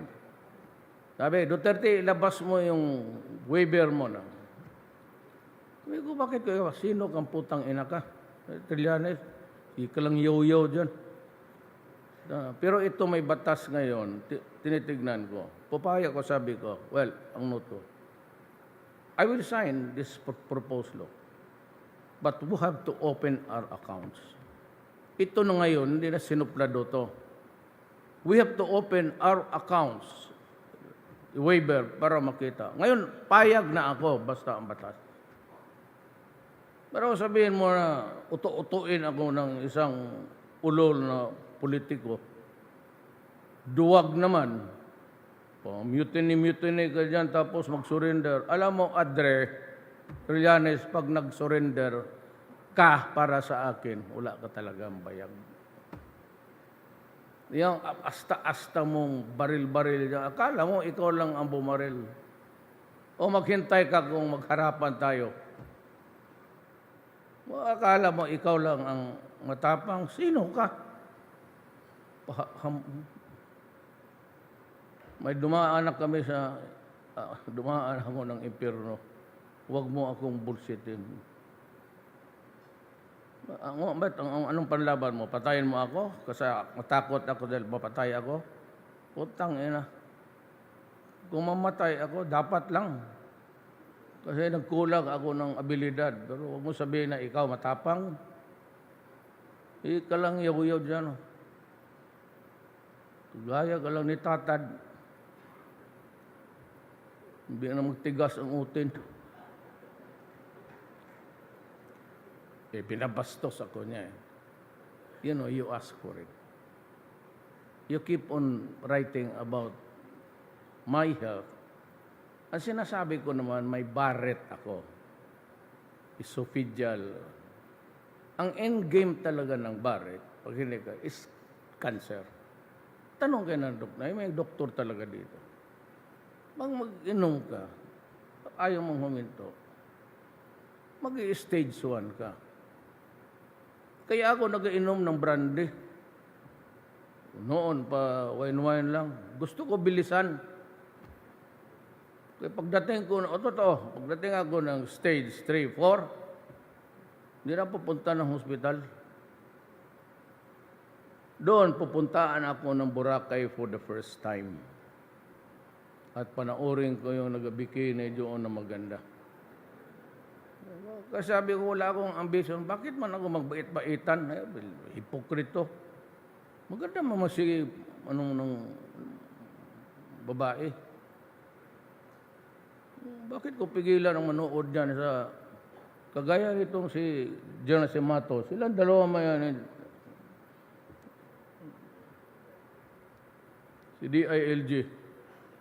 Inutusan kaya sila. Sa unang araw, nakita ko, sabi ko, punta kayo doon. Si Mato muna yun. Siya lang mag-isa. Hindi pa pumasok si John Anyo. Kasi yung dynamic doon, mga permit, yung mayor, sabi ko, putang ina, hulihin mo yan. Hindi pa kaganoon ang Boracay kung wala kang, sige kabigay ng permit, yung environmental clearances mo, wala. Tapos sabi ko, mayor doon, gano'n, putang ina, hulihin mo. Hulihin mo, existing violation yan eh. There is a crime there committed. And if it stays that way, you are committing a crime. Hulihin mo. Prisuhin mo. Kaya kasi papahirapan mo pang gobyerno. Pero itong una si Mato, tangina nagpa-picture pa. Naglalakad sa beach, ka-blue t-shirt. Naglalakad siya, nag-inspection. Pero yung mata niya nandoon sa dalawang puti na nakabikini. Tapos, sabi ko talaga, Roy, akala ko ba inutosan kita na linisin mo ang Boracay? Yes, well, yes sir. Kaibigan ko yan, sundalo. O bakit ka nakatingin doon sa babae? Wala ka doon sa ano? Wala. Nagpa-practice. Sabi ko, General Adio, kayong dalawa. Si Roy, mahusay sa trabaho, pero kung may babae, putang ina, hindi mag-abot ng 6 months to, baka 1 year pa. Tulungan mo doon. Na doon si Adio, ito stricto man. Pag sinabay, sira. Hindi, nagbibiro lang ako. Because si Roy sa DNR. But alam mo na, usual, may barangay captain doon, dito yung vice mayor, maingay yung mayor, gano'n. Pagka gano'n galing sa, hindi sabihin ako nagpahambog. Ayaw ko nga yung applause na, tapos na ako dyan. Pasira na ako. I would have been 40 years in politics. And I grew up in politics because my father was governor of Davao.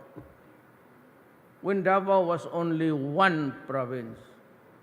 And you know how big Davao is? What I tell you.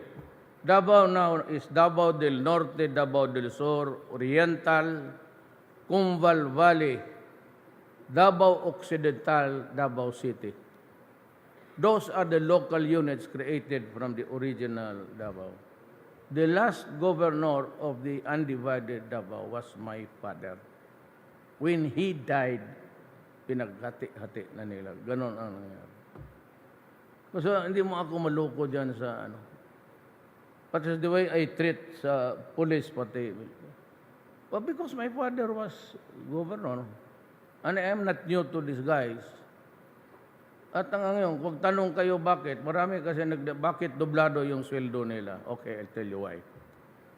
Kung may gulo dyan, kagaya ng nangyari sa Marawi. Sabihin ko sa kanila, ito mga military, pumunta kayo doon sa Lanao, mag-ikak yung baril ninyo at sumugod ka. Huwag kang umatras kasi barilin kita, diretso ka.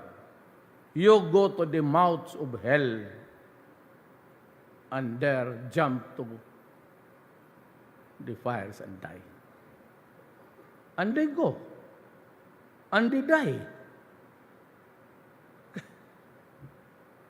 Kaya tagal ako sa pulitatay ko pa. And my father was a military.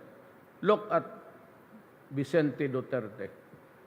Tignan mo, di ba doon? It was the first mayor, civil mayor, pero militaryo na.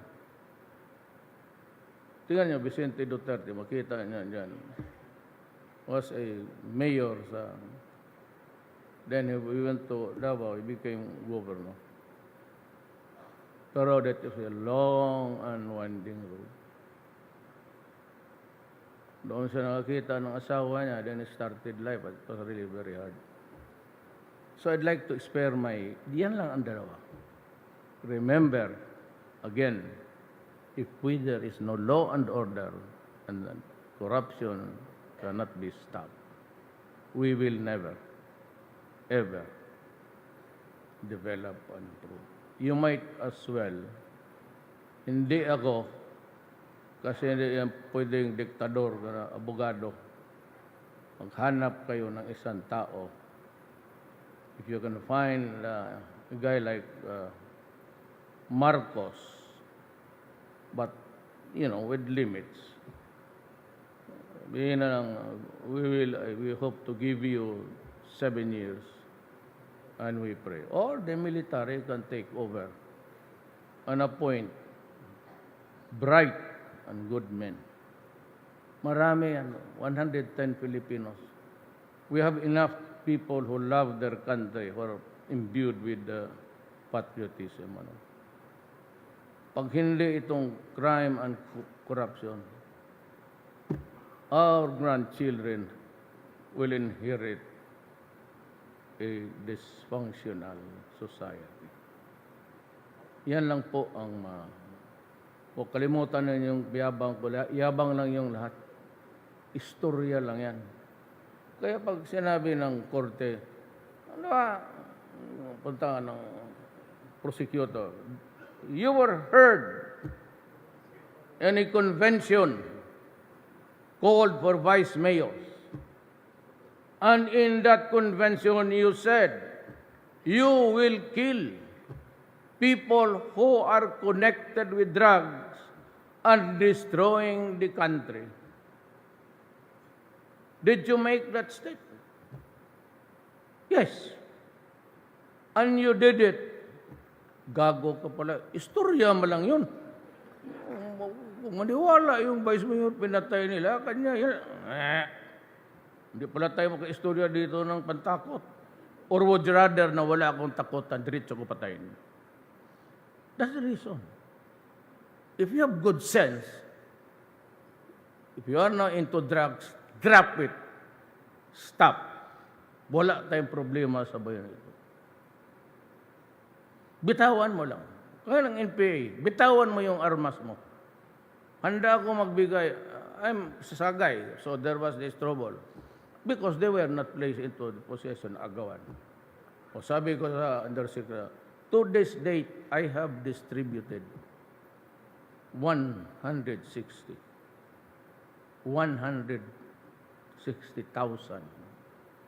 Kaya yung Boracay, magsabi-sabi na, Duterte, ibigay niya yan sa mga mayaman kasi mga in-check connection ka.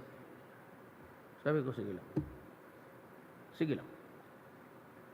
Pagdating ng panahon, pinakawag ko nga, sabi ko doon kay Secretary Sadar, you declare the area behind the beach. Lahat yung lupa na yan, declare it under land reform program. Ginawa ko, puntahan ninyong lahat ng natibo doon. Sila yung beneficiaries. You can have that. So all that na owners are the ATAS. I know that you are suffering from poverty now. But just wait, in a few years, ipagbili ninyo yan. Milyon yan. As it is, it's worth about 2-3 million now. Inyo na yan.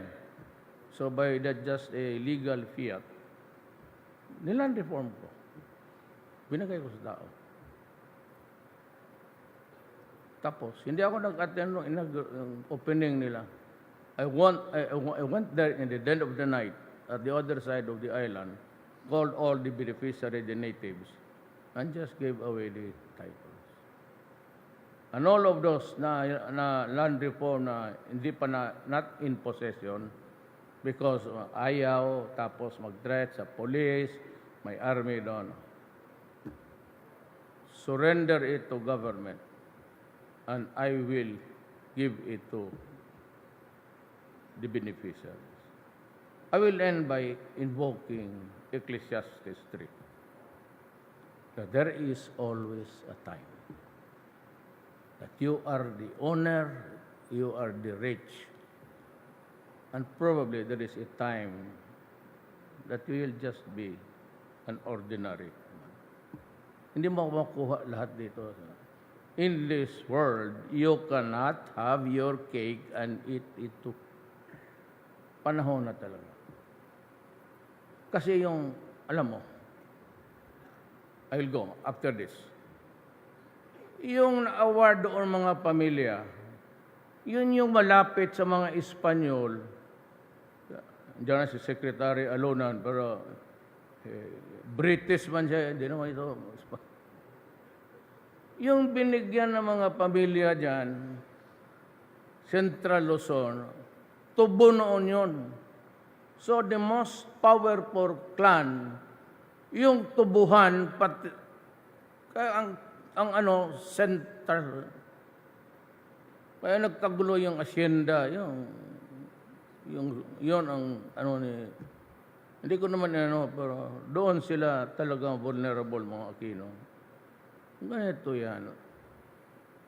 At that time, binigay sa inyo. Vast lands. Ako hindi naman ako kay Danding. Wala ako, nakakadulong sa Amerika. But Danding, it's not history. Wallstrom. Yung mga Amerikano bago lumabas, nagpaiwan yung iba, iniwan, binigyan ng mga tag 1,000, 2,000 hectares.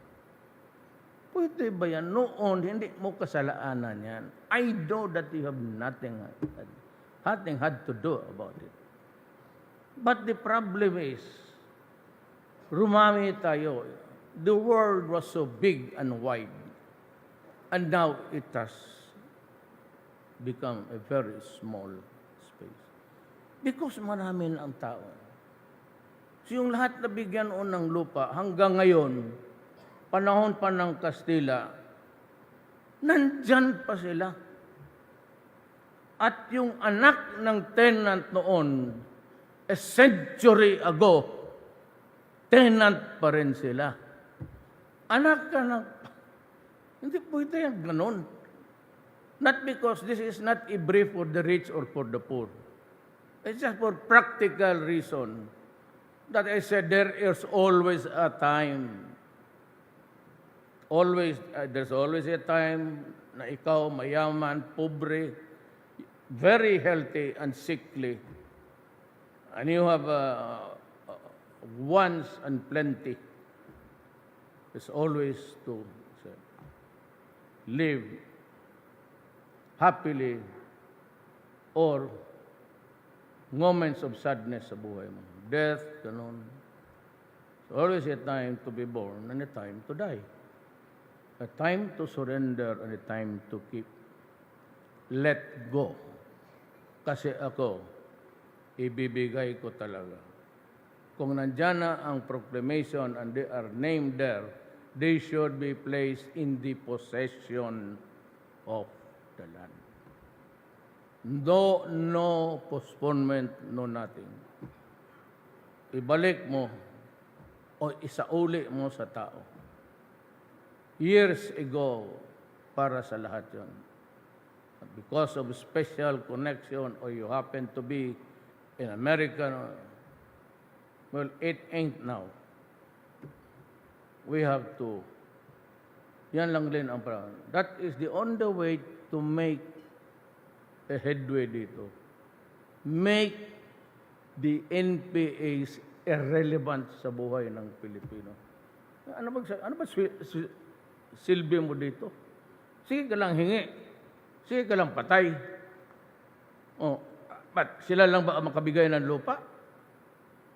Mga promise na that I will give land reform. Oh, bakit ako? Hindi ako makabigay ng lupa sa kapwa-tao ko? Sira ang ulo ko. So, inunahan ko na, ayan na.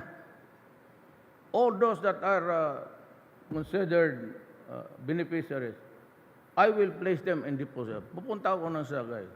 Sa ayaw ninyo mga mayaman, hindi, walang pakialam. Ibigay ninyo yan kasi yan ang batas. Total, hindi ko batas yan. Batas yan ni Cory Aquino. The problem is pati siya karoon ng problema. So kung nandiyan yan ba, bitawan mo.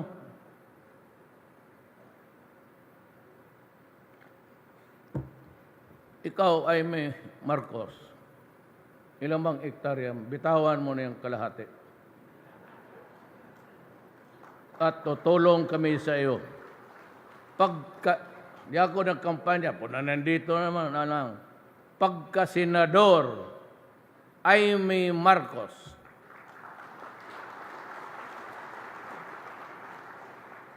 Balik mo sinabing butuin mo sila, ha? I never said that. Pakilala ko lang, nandito eh. At senador, JB Ejercito.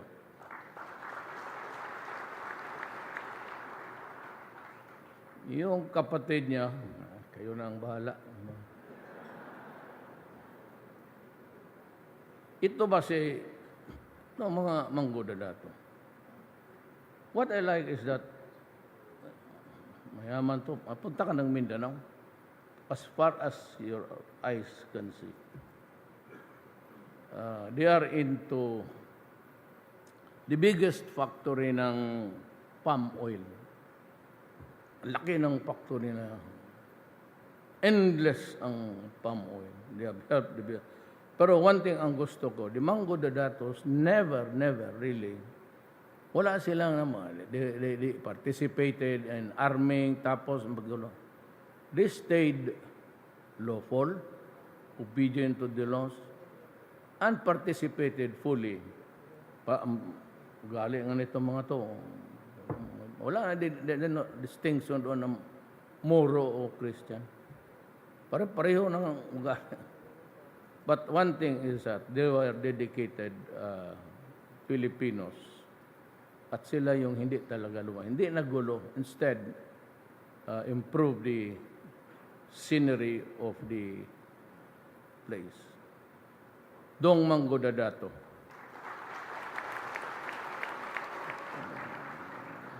Total, marami man yan, 12. Bigyan natin yung mga kapatid nating Muslim. At least maski isa lang para ngayon,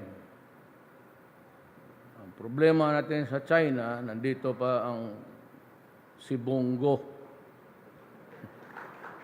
Bongo!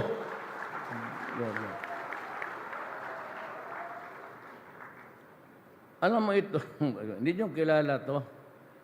Ito si Bongo, Batanggin nyo ito na Bisaya. Malasal graduate yan. Marunong talaga yan. Pero kasi aid lang, assistant. So he never rose to become very popular. Pero kung sabihin mo sa trabaho at honesty, during my term as mayor at sa ngayon, he handled millions of demand. Wala nakita na kumuha yan baski piso. Tatanungin mo yung si John Anyo po. Magdala ako ng pera sa buksan ko yan. Para just to say, ito ha, ito. Ito po, operation, ito intelligence. Dinadala ko pera doon, si Bong yan nagakarga. Kunin yan dito overnight. Dala niya yung pera. But baski isang sentabo, wala akong sa kanya. At ang gusto ko kay Bong, he has acquired the ethics of his Chinese father. May inyugan itong... At ito siya, totoo lang, Batanggin niyo to. Tesoro yung barong.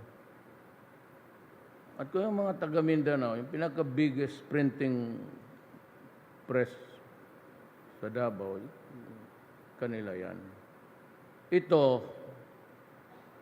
what drove him maybe kasi ang talagang assistant ang ko, pareho ng pulukan ito ni Sophia, pulis. Pero naglaro sila ng basketball, gipasahan niya ng bula.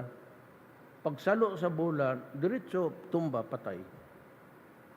Di nandoon ako sa punerary, ay puro pulis yung kasama ko. Yun man sanang aid ko.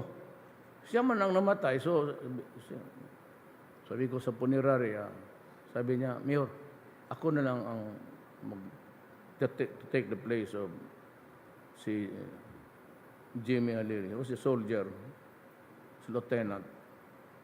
Sabi niya, ako lang in the meantime, maghanap ka pa. So, alam ko, kasi ang tatay nito, Alulo, kaibigan ko si Agusti Soro, lalaro ng golf, dinaanan ng NP, pinaril sa bunganga. Kaya ito siya is really for government. No question about it. May semento yan sentimento dinadala, but I'm sure that gano'n, gusto lang niya na yung piso. So, believe ako dito sa trabaho. Kita mo sa kampanya, lilipad on sa inyo, pumaga pagkahapon, nandyan na sa Davao. Gano'n ang matyaga sa trabaho. Kung trabaho lang ang gusto ninyo, alam mo, mag-isip kayo sa Senado. Tignan ninyo dyan. Kontento kayo? I mean, are you happy with those guys there? Sabihin pa, hapra-hapra, wala man akong ano dyan.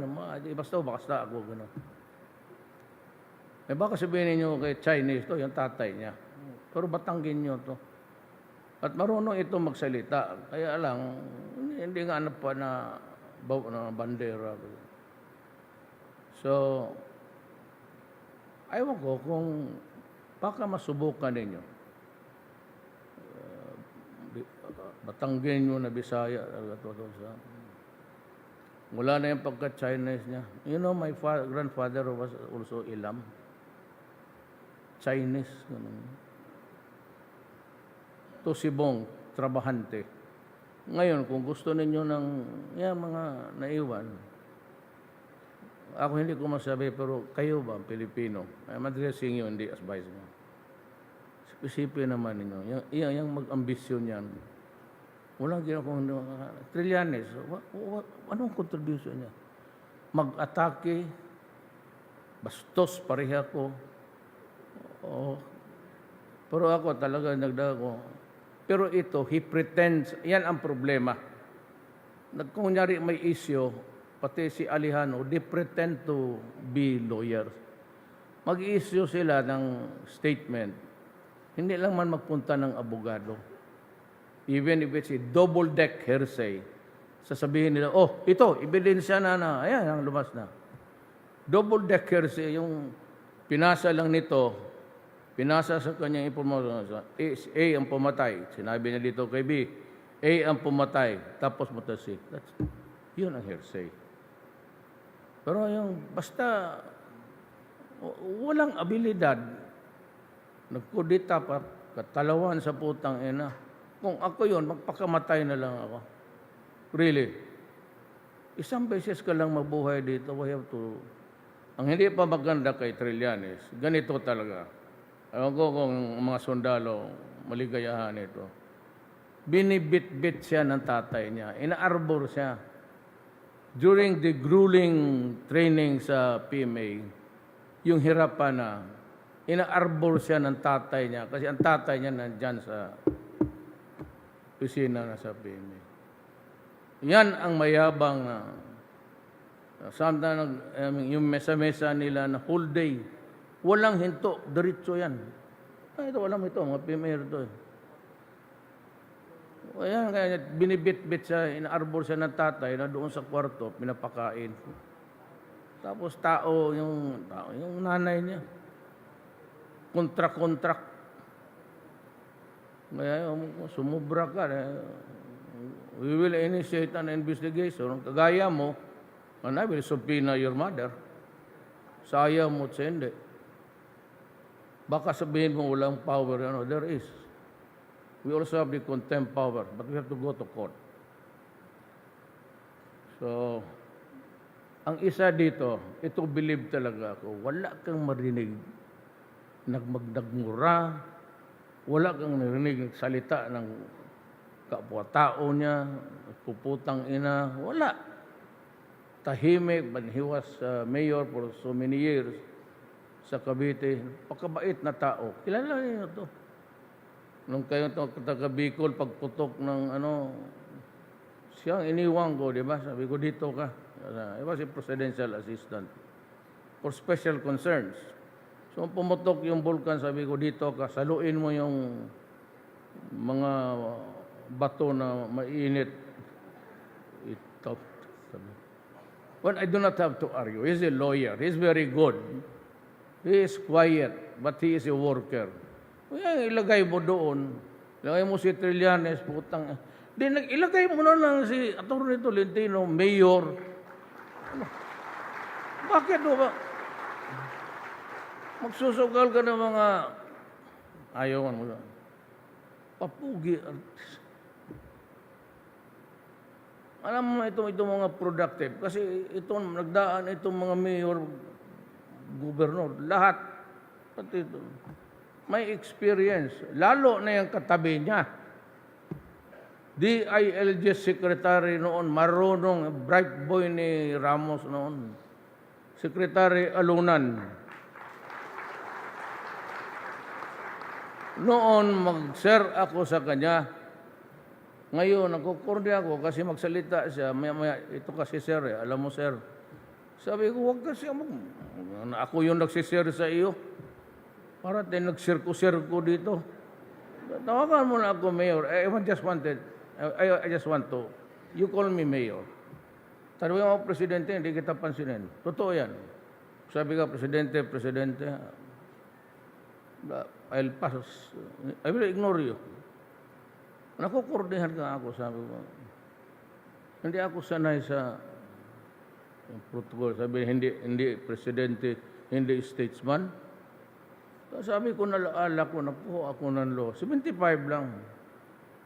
Totoo yan. Ang aming valedictor yan, si Tugadi. Yung sa, tingnan mo sa transportation, utak na, bilyonaryo yan. Estudyante pa kami yan, si Tugadi, bilyonaryo na. Hindi bilyonaryo, siguro milyonaryo. Siya lang yung pinakamagandang kotse, modelo, taon-taon kami from first year to. Puro yan sila bright. Lorenzana. Classmate man ito ni Kibuloy. He's Ilocano pero Pikit, Cotabato yan sila. Alam mo, pagka Ilocano o Ilonggo sa Mindanao, bantay ka. Hindi yan kagaya ng Ilonggo sa Panay, gano'n, kabi. Iba ang Ilonggo sa Mindanao. Dalawang klase lang sa atin. Aywan ko kung bakit. Ang ating sundalo is Ilocano pati Ilonggo. Kaya karamihan general puro Ilocano. But I think, saan ka sir? Yan from Rizal. Pero karamihan yan sila puro Ilocano. Kasi sila lang ang sundalo eh. Okay, ito sa pulis, pagdala ng pulis noon, magsishare kami sa Secretary Alunan. May sabihin ako, buhay man ito, ang ating secretary. Panahon ni Marcos, he was the DILG. He was called to DEA, Department of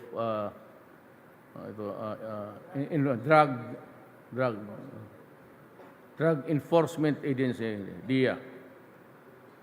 Na-merge ata yan, pati yung Homeland Security. At the time he was the DILG, tinawag siya sa Amerika, nandoon siya, sinabi sa kanya, at the rate that your country is being converted by Shabu, sabi niya, sabi ng Amerikano, you are now in the narco or almost in the narco-politic state. Siya mismo sinabihan. Panahon pa ni Ramos. Tignan mo ang gap na ang kalalim ng problema. Hindi lang kasi natin because isa, dalawang aresto. Hindi yung nakaligya. Kung hindi ko sinabi, putang ina, mag-surrender kayong lahat, patayin ko kayo in 24 hours. Pati mayor naglabasan, pero yung iba wala talaga. Di patay. Kasi akala nila nagbibiro ako. Magbiro ka nung kaseryoso as serious as it's happening to my country. Baski ganito lang kami sa taga Mindanao kami, Pilipino kami at mahal namin yung bayan namin. Kaya hindi talaga ako papayag na.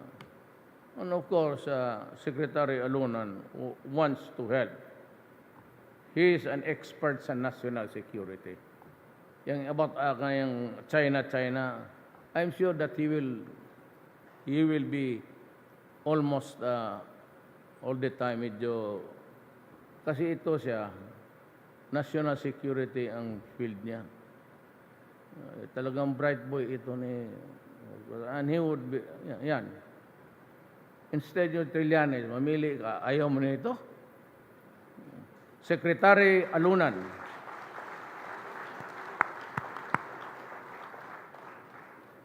Sino pa? Saan man yung iba? Saan si Batubong? Kampanya, ha? Well, si Bato, masabi ko sa inyo. Mayor yan, dumating second lieutenant na yan. Nag-asawa yan, ako pa ang ninong. Fiscal pa ako noon. I saw the guy earning that is sports of his early. Bato is fundamentally honest. Hindi ako makasabi na very honest. Kasi pati ako, pero ako, pagbigyan mo ako isa sa uli ko talaga. Alam mo, police, siyempre, may bigay lechon, ganon. So, yung bagay na inono talaga, strictly speaking. Pero si Bato yung maghingi, ganon, sa mga magsuporta na doon. He is a true Filipino, soldier talaga. Hindi kayo magkamali kay Bato. Ano is intelligent. Although, ang tuwang niya, kasi Bisaya eh. Yun, ang Bisaya na it leaves it tuwang in the mouth. Hindi masyado mobile ang dila. Sa salita lang, pero sa gawa. Practice wala yan. Ganun na. Ay, may, ganito naman basta, no? Ito sa yung turuan kita na exercise. It gets faster every time you practice.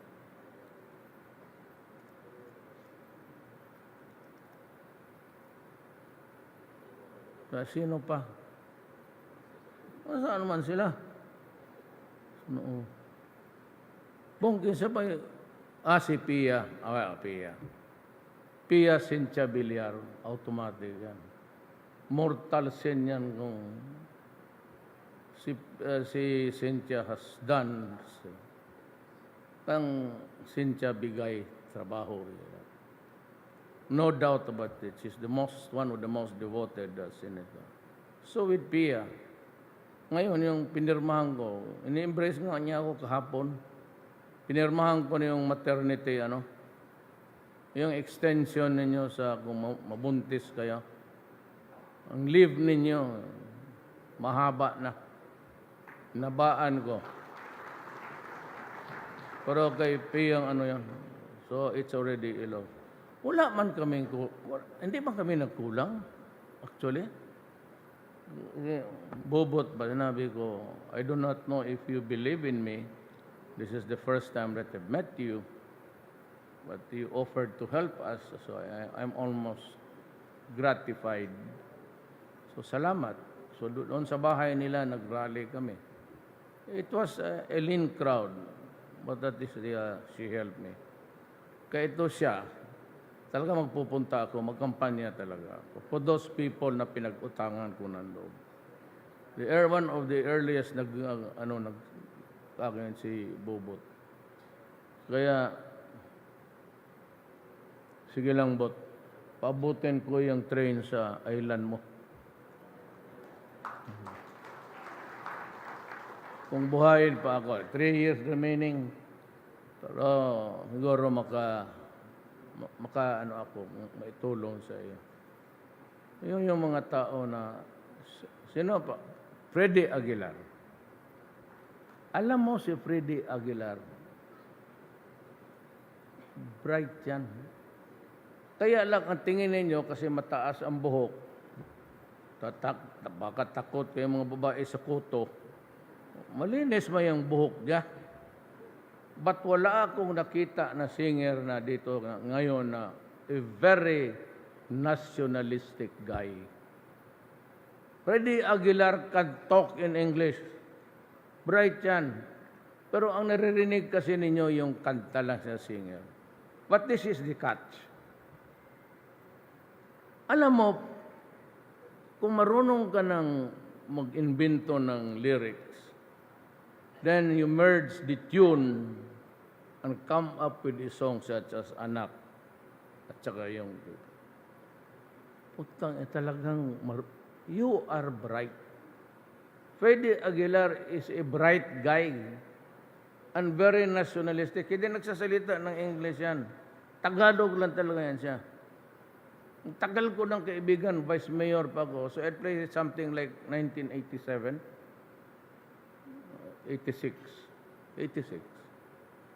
Kilala po yan siya. Hanggang kaibigan kami.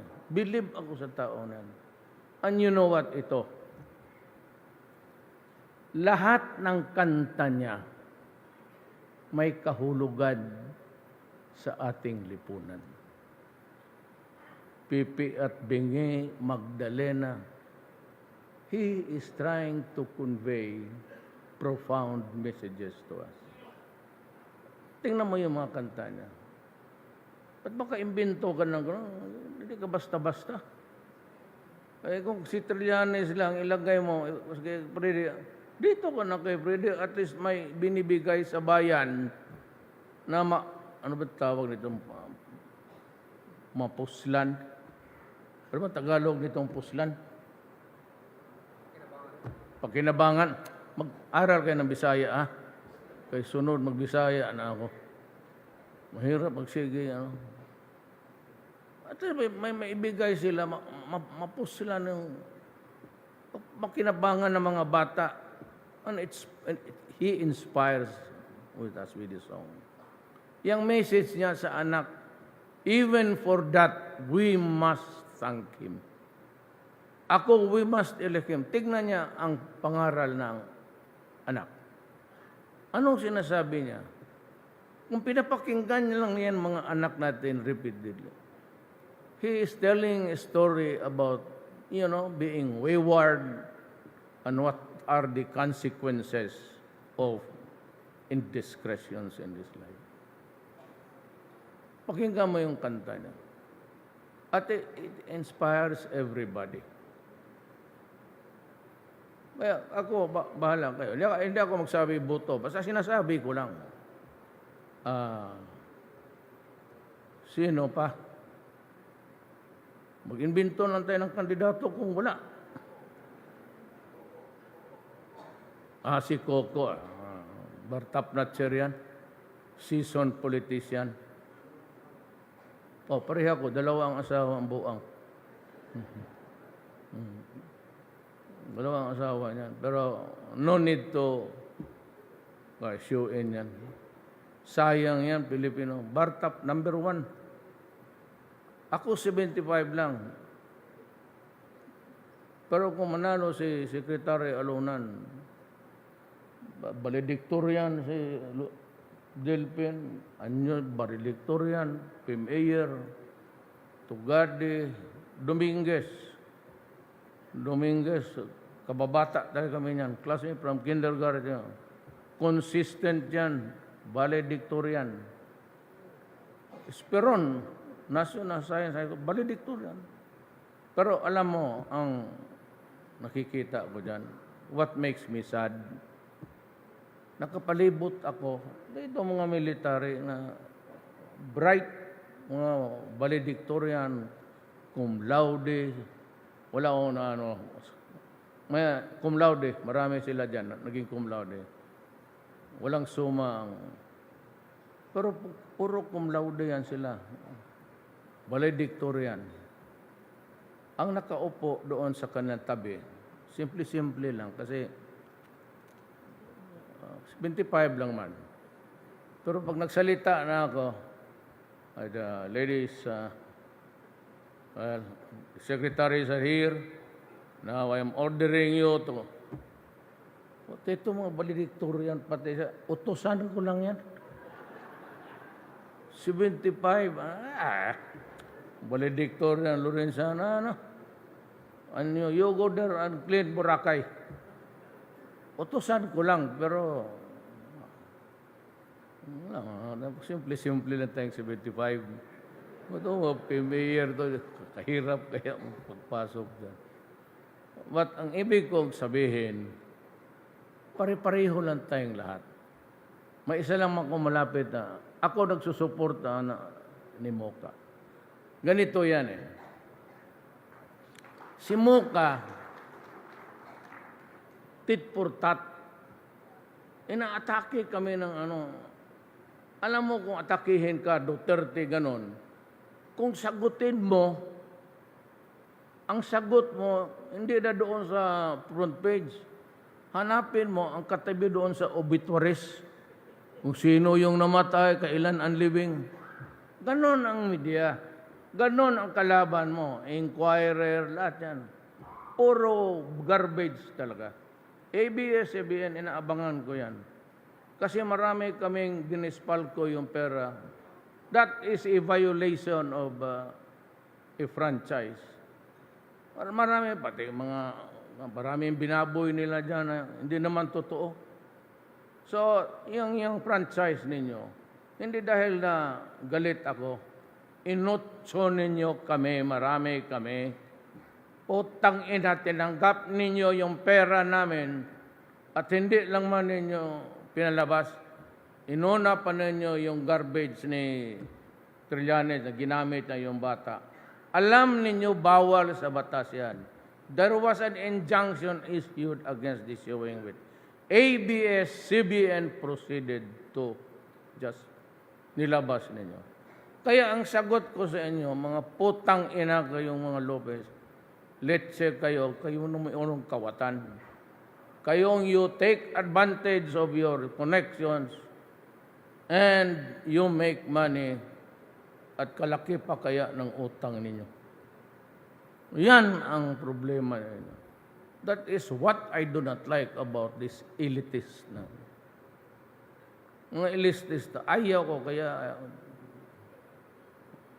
yung mga mayaman. Wala akong pakialam sa inyo. Na ngayon, ako, pag sinabi mong hindi ba nila i-publish yan? So, ang ginawa ko, hindi ako ganoon kabastos talaga. But you heard me when I was mayor. I'm sure many of you. Pero para ma-plaster yung sagot mo, sabihin mo, hoy, putang ina mo tagle, putang ina mo ikaw. Ayan, lalabas ang Duterte spits out curses and epithets and lahat. Mura. Lalanding sa front page. Ito si Moka. I was defending her as a matter of principle. Sinabi nila, diktador ako, kailan pa ako? Pero si Tatad, kasi kay Tatad binastos eh. You know, you do not do that. Kasi may mga kapatid ako na matanda. Pagka ibalita mo yung may sakit ako ng cancer o namatay ako, kung ba heart attack itong hanapin talaga kita. Yan ang problema mo, Tatad. Kasi galit ka sa mundo, kasi yung utin mo hindi na magtigas. Hindi namin kasalanan yan. Baski magbayag rin, wala na yan siya. Pero sa karamihan sa kaharap ko,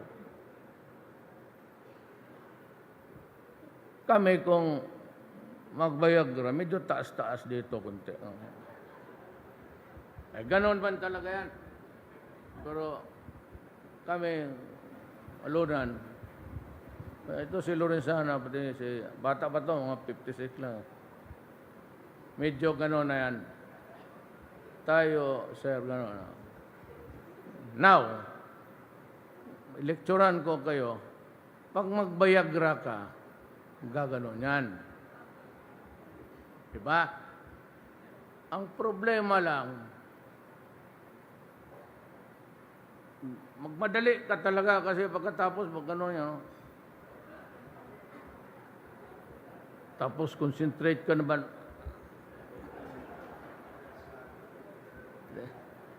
At ang shell life yan, 10, 15, 20. Sige yan gano'n. Bawi gano'n. Hanggang magano na lang talaga. No more. Puro man tayo dito. Wala mang bata dito.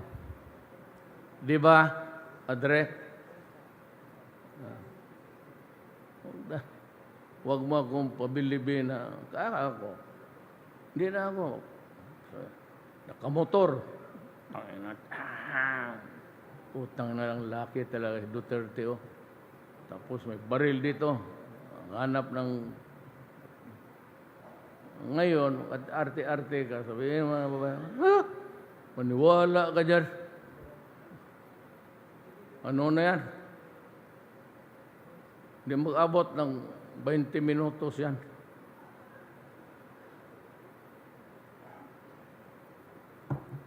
Yan ang buhay. What I'm trying to say, there is a time to be potent and a time for impotency. As there a time for power and a time to be just an ordinary. So, intindihin natin yan. And I'm addressing myself to the rich guys na may mga lupa. Huwag ninyong i-resist, huwag ninyong patayin ang farmer. At ito si Moka, isa ito sa inyo. As a matter of principle, they were demanding his resignation. I did not say anything. Kasi, tit for tat siya. Bastos mo rin yung kalaban niya. Moka naman, disenteng babae ito. But si March, nakuha rin niya yung style ko na ano pa namang sama yung pasayaw-sayaw. May tawag nila prod. Call it prod. But I do have to be excessive in your characterization na para dyan sa ginawa. Sabi ko, she stays. I was with her because as a matter of principle, I am the number one opponent of proponent of everyone, the freedom of expression. Marami na ako dyan. You have the freedom even to abuse it sa media. I will always respect you for that. Hindi ako yung anong... Kasi she was just expressing it on my social. But she was expressing it in with some gestures. It might not really be good to you. Pero pag nag-abot ng korte yan, she will win hands down. That's freedom of expression. Wala bang overt act yung crime? Sayaw-sayaw ka lang ng ganon. That is her way of expressing. Hayaan mo. It's not a crime to do that. So why? Si Moka, kandidato ito. Anong party list mo? Mahina na itong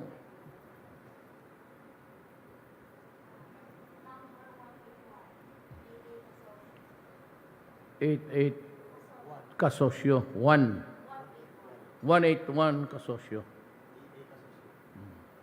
Si Moka, Kailangan kumaawa ang Diyos. Baka pala. So, my dear Vice Mayors. Mayor?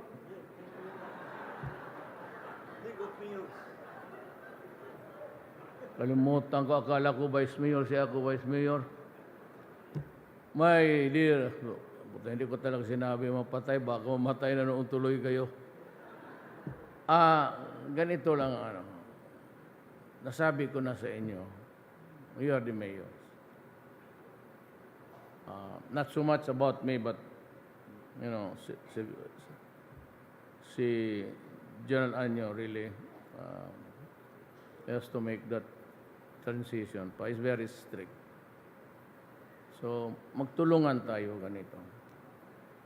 Pag napasubo kayo, performing your duty as mayor, akala ko ba ismayo puta, inisi-isi ko lang. No, to. If you commit something which other people or the other agencies would characterize it as a crime, but if you do it in accordance with law and the performance is there, I will help you. I cannot promise for John Anyo. He has his own mind. Pero sa akin, kung mapasubo ka, tutulungan kita. In the performance of duty, I will help you. If you are charged before me, pag-aralan kung mabuti. Kung kunting lang, but not excessive. Didipinsahan kita because, as I said, I've been mayor for 23 years. Kamali pa nga ako all the time I was talking to the vice mayor. Sabi ko, kung hindi kayo maghintay, patayin mo na lang yung mayor mo. Ngayon, bawiin ko. Total, nakikinig mo yan sa radyo lahat. Hoy, yung vice mayor, biro lang yun ha. Huwag mong totohanin yan. Di kita palusutin. Kaawa naman itong kalayo pa nagpunta, makinig lang para patayin sila pag-uwi. Tawag ninyong gawin yan. And do you still have a copy of that? Yung sa tagle. Alam mo kasi may biro ako sabihin ko na kayong mga durugista, pag wala nang kayo. Kasi sila man nag-una ako mamatay.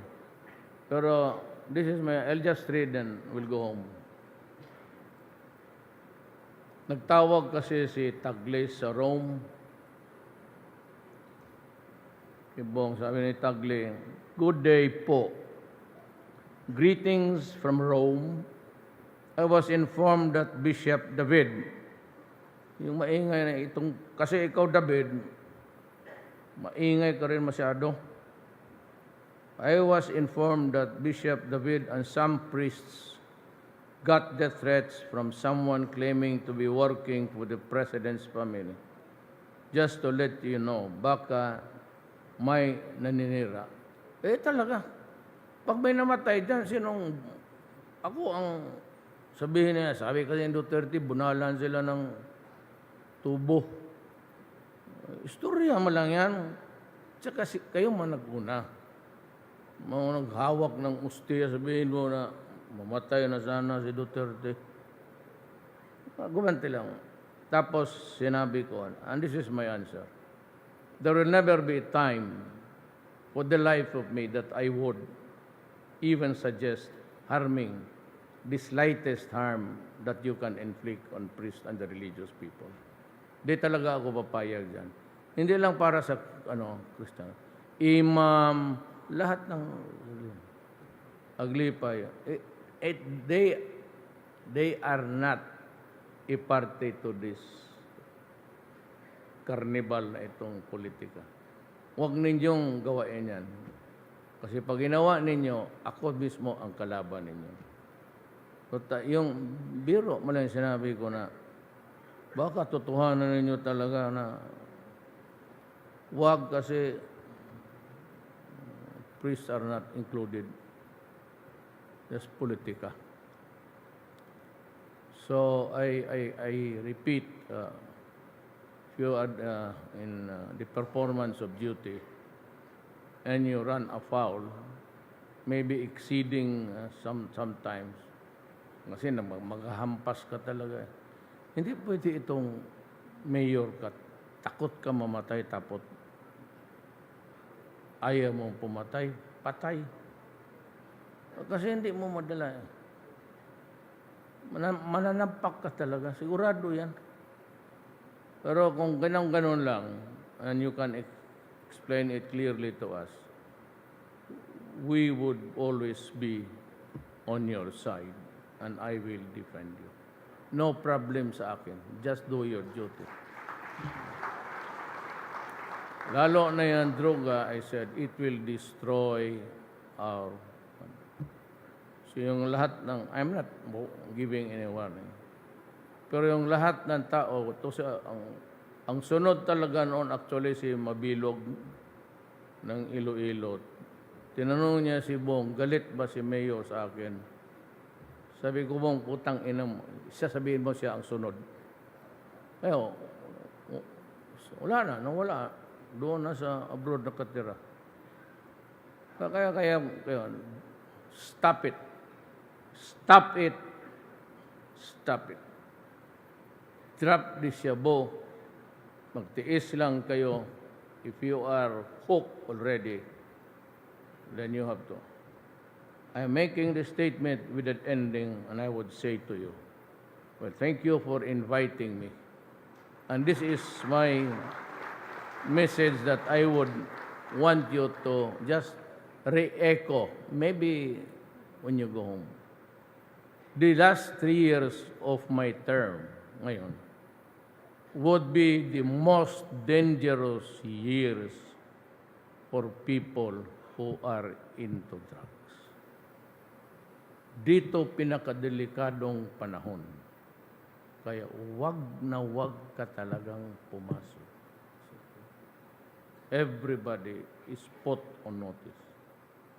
Na handa akong mamatay, handa akong makulong, handa akong I will rot somewhere. But if it is a Philippine court, hindi ako magpahusga ng mga putang inang puti na yan. Wala akong pakialam sa inyo. But I'm ready to face the consequences and maybe that would be my destiny. Maraming salamat po.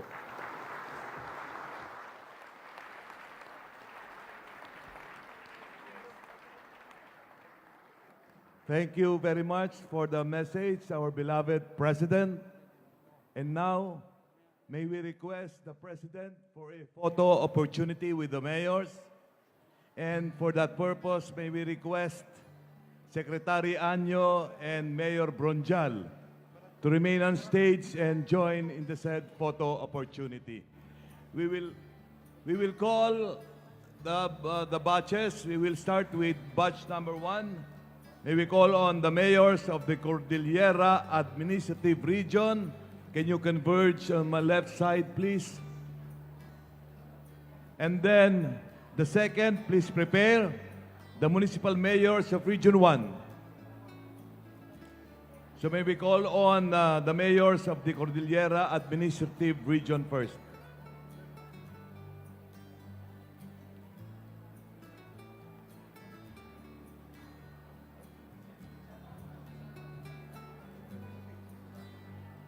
Please proceed to the area where we have practiced earlier. Mayors of the Cordillera Administrative Region.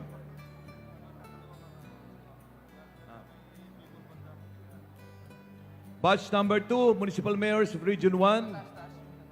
Please prepare, converge on the left side, here. Mic there.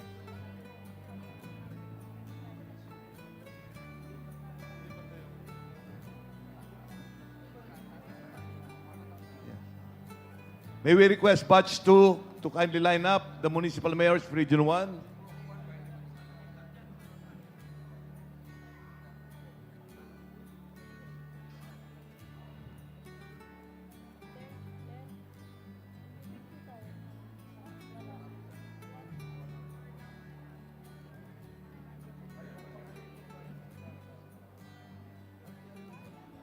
Municipal Mayors of the Cordillera Administrative Region.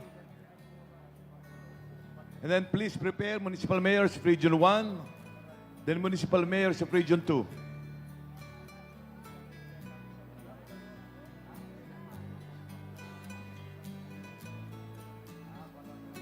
Thank you.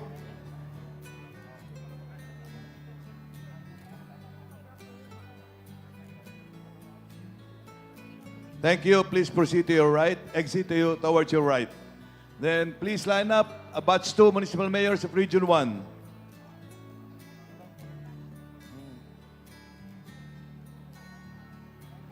Municipal Mayors of Region 3, please proceed to the left, to my left. Municipal Mayors of Region 3.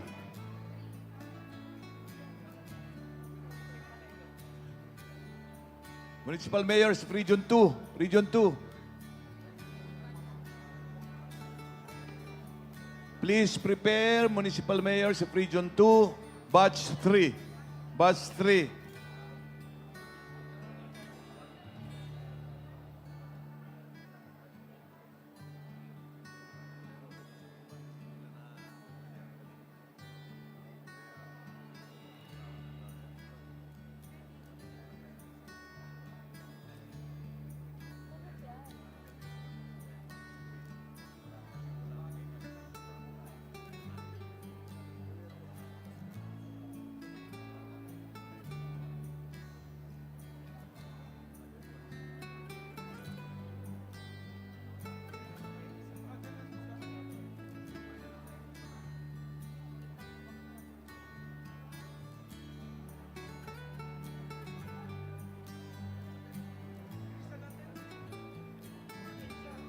Thank you. Batch number 2. Batch number 3. Municipal Mayors of Region 2.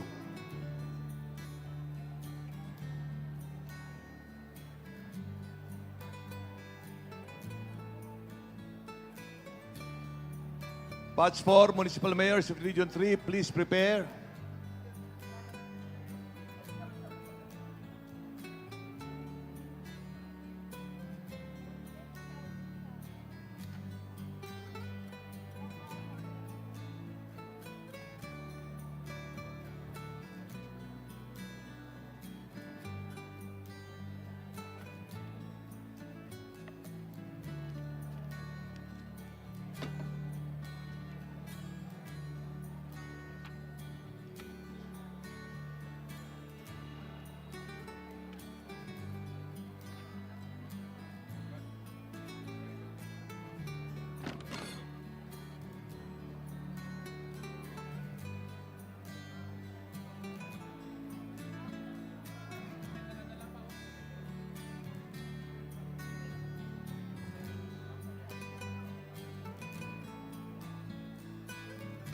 Thank you. Batch number 3.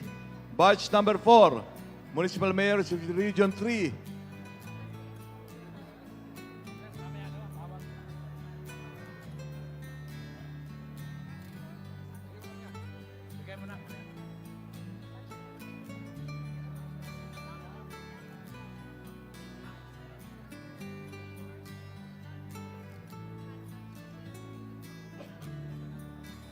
Okay, Our Lady Mayors, please do not bring your handbags during the photo opportunity. Thank you. Batch number 5. 5, please prepare.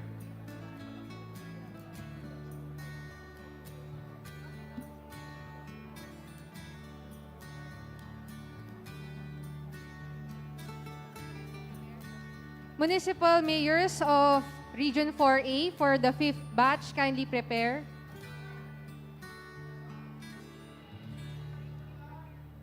Batch 5, please prepare. For this batch, 3, 2, 1, thank you very much. You may now proceed to your right. Kindly exit to your right. Batch number 5, kindly proceed now to the stage.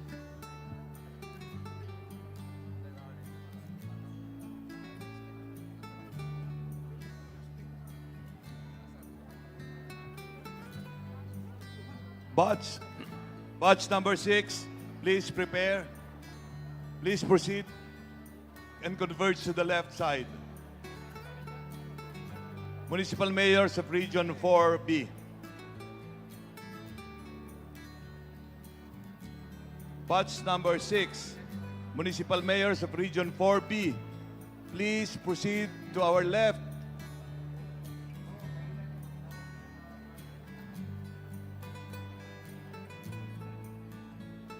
Lady Mayors, please don't bring your handbag during the photo opportunity. Thank you.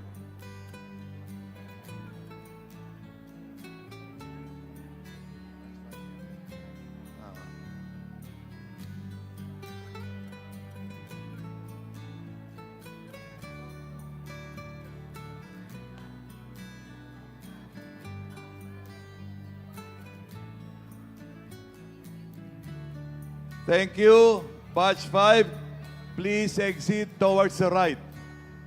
Proceed to the right, the right. Batch 6, Municipal Mayors of Region 4B, please get ready and proceed. Region 4B, Batch 6. Batch 7, please prepare. Municipal Mayors of Region 5, Batch 7, please prepare.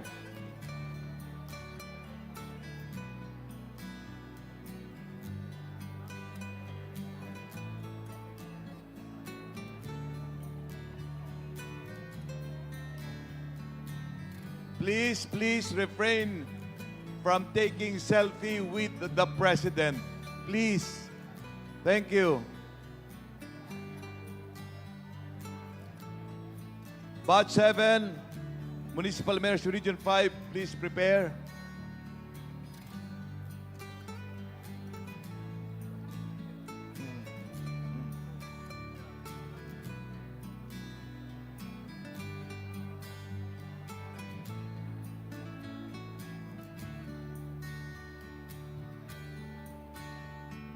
Smile.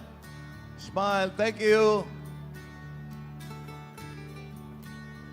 Please proceed towards your right. Thank you. Municipal Mayors of Region 4B. Batch 7, Municipal Mayors of Region 5. Please proceed. Please prepare. Batch 8, Municipal Mayors of Region 6.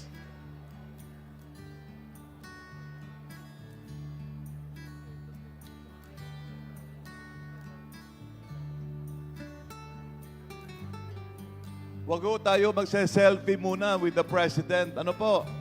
Kasi nababalam po yung pagpapa-photo opportunity ng iba nating mga kasamaan. Salamat po. Yung po mga babaeng mayors po, wag po kayo magdala ng inyong mga handbags. Salamat po ulit. Please prepare Batch 8, Municipal Mayors of Region 6.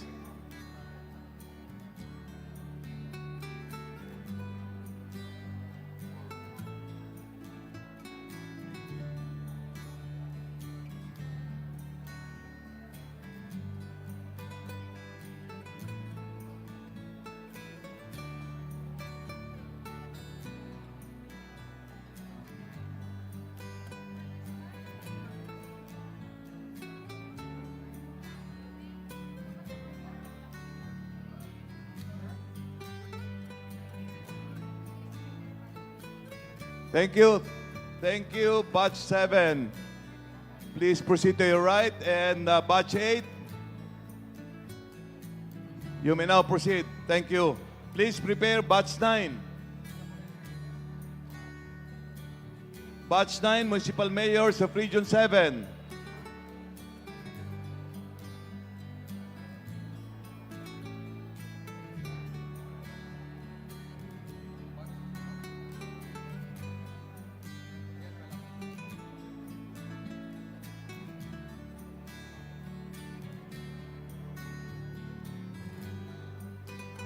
Batch 6. Region 6. Batch 8. Batch 8. Batch 8. Please prepare Batch 9, Municipal Mayors of Region 7. Batch 8, Municipal Mayors of Region 6, please proceed for the photo opportunity already.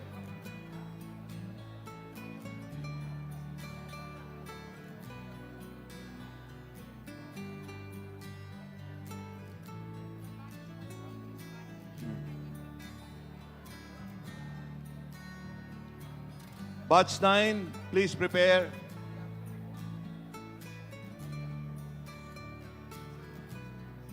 Thank you. Please exit to the right.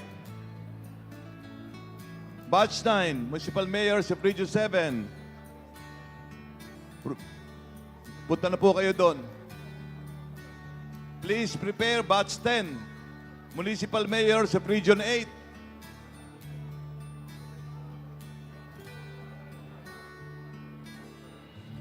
Region 7 po muna, Region 7, Batch 9.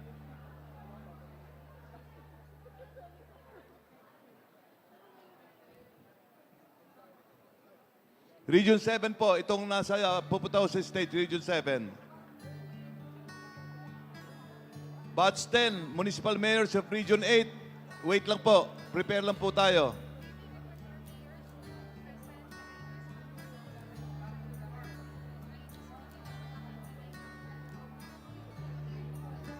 Sige po, pakita niyo po yung number ninyo kung kayo po ay sa batch 10 o kung anong batch po kayo para mo mabilis. Batch 9 po muna ngayon. Batch 9 po, batch 9.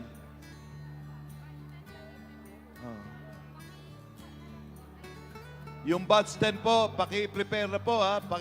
Ano po yung number? Kaya po, paki-prepare po ang batch 10. Thank you, Batch 9. Please proceed to your right. Thank you. Batch 10. Pwede na po kayo pumunta ron sa stage. Batch 11, please prepare. Municipal Mayors ng Region 9. Batch 10 po muna. Pupunta po sa entablado. Batch 10. Pakita nyo po yung number ninyo. Yung 10. Para mabilis po tayo.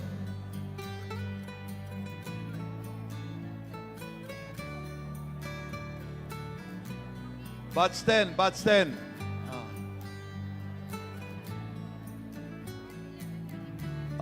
Batch 11, Municipal Mayors of Region 9. Paki-prepare lang po yung mga sarili ninyo dito.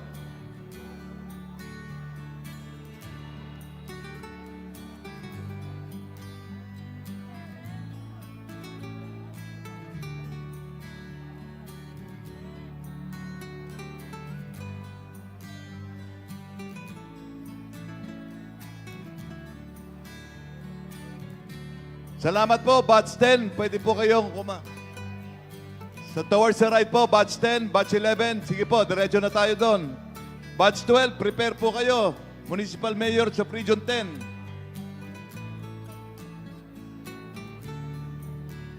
Batch 12, please prepare po kayo. Sunod na po kayo sa Batch 11. Municipal Mayors of Region 10.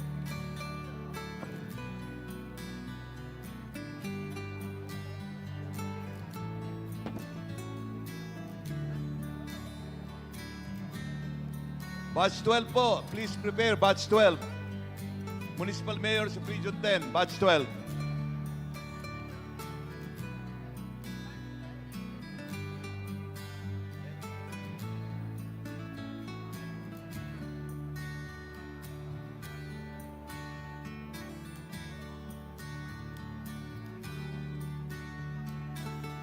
Thank you po. Batch 11, please proceed towards your right. Thank you. Batch 12, dito po tayo. Diretso na po tayo. Batch 12, Batch 12. Municipal Mayors of Region 10. Diretso na po tayo doon sa stage. Please prepare Batch 13. Municipal Mayors of Region 11. Region 11. Region 12 po.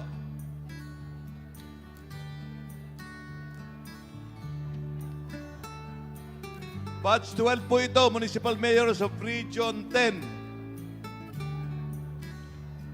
Please prepare Batch 13, Municipal Mayors of Region 11.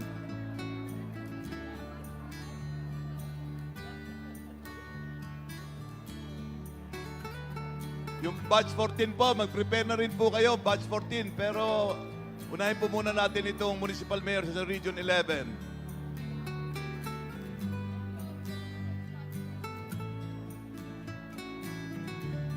Thank you po, batch 12. Doon po kayo sa kanan, papunta po kayo ng kanan, batch 12. Sige po, batch 13, diretso na po kayo. Please prepare, batch 14. Municipal mayors of Region 12. Region 11, diretso na po muna kayo. Wait po muna, wait. Batch 13, dyan po kayo sa stage na. Batch 14, please wait.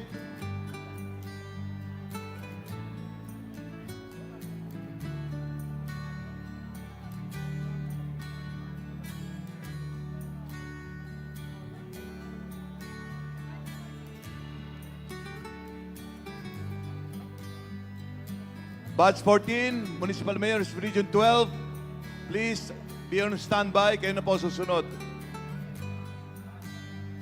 Region 12 Mayors, kayo na po susunod. Please be on standby. Thank you, Batch 13.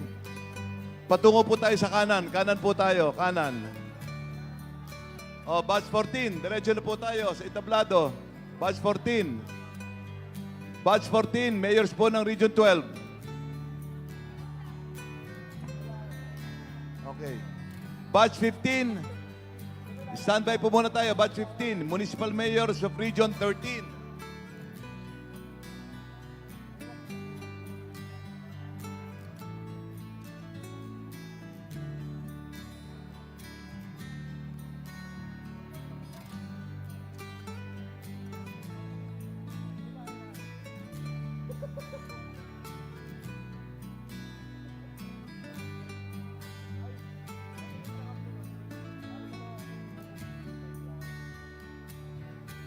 Okay, batch 14 o batch 15, Municipal Mayors of Region 13. Diretso na po kayo.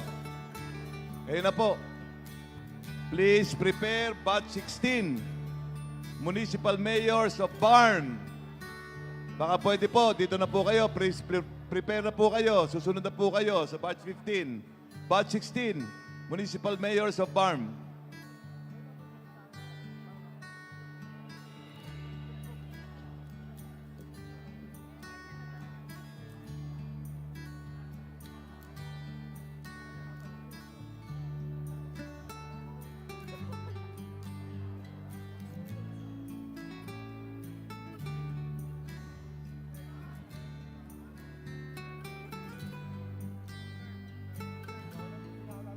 Thank you po, batch 15. Diretso na po tayo sa kanan. Sa kanan po tayo. Exit na po tayo sa kanan. Batch 16. Municipal Mayor sa Barm. Diretso na po kayo. Please prepare batch 17. LMP National Executive Committee Officers. At saka National Directorate. Dito na po kayo. Dito po. Batch 17. Please prepare. ND. Yung mga ND po. ND. Dito na po kayo. Andy.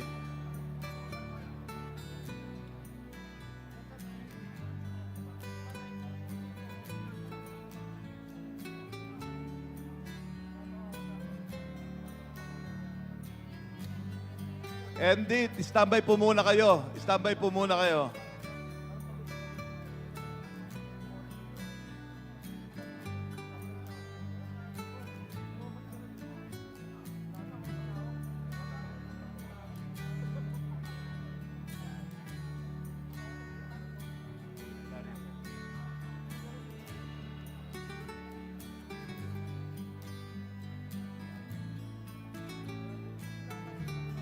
Batch 16, salamat po. Doon po tayo sa kanan. Kanan po. Yung ND, please prepare po tayo. ND, ND.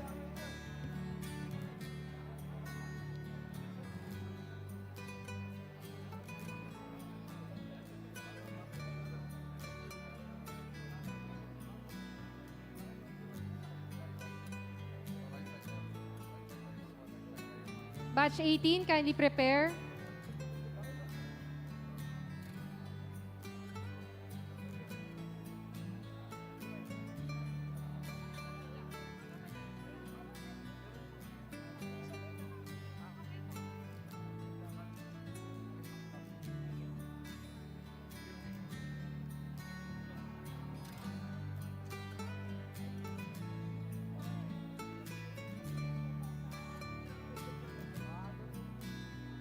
Thank you, Mayors. Kindly proceed to your right. Exit to your right.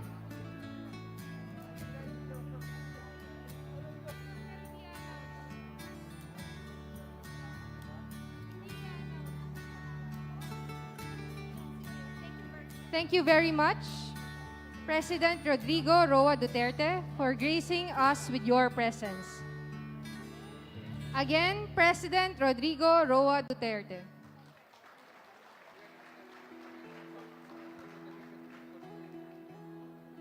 Ikaw ang Pangulo para sa pagbabago. Sawa na ang bayan ko sa magnanakaw na tao.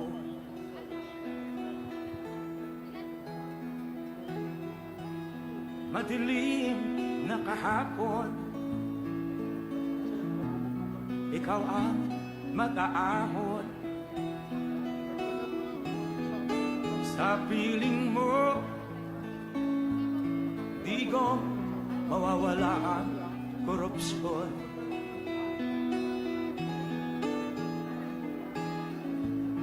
Tayo na, Pilipinas, tayo na magbago. Hawak kamay tayo para sa pag-asenso.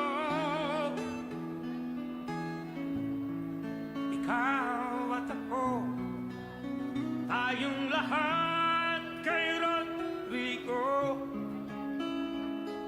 Duterte, para sa tunay na pagbabago.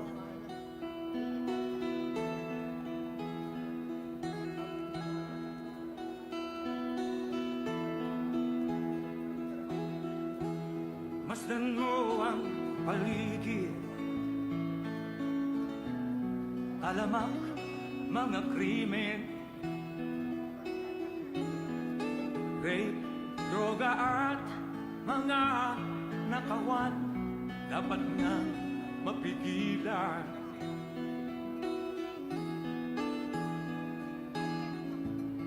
Tayo na, Pilipinas, tayo na magbago. Hawak kamay tayo para sa pag-asenso. Ikaw at ako, tayong lahat kay Rodrigo Duterte, para sa tunay na pagbabago. Why am I here? I am here because I love my country and I love the people of the Philippines. Ikaw at ako, tayong lahat kay Rodrigo Duterte, para sa tunay na pagbabago.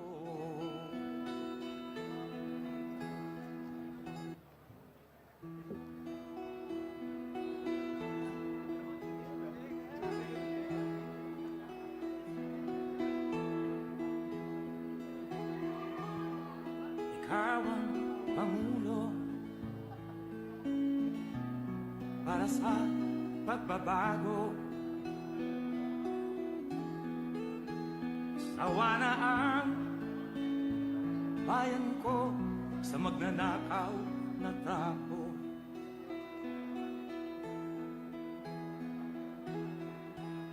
Madilim na kahapon, ikaw ang mag-aahon. Sa piling mo, di ko mawawala ang korupsyon.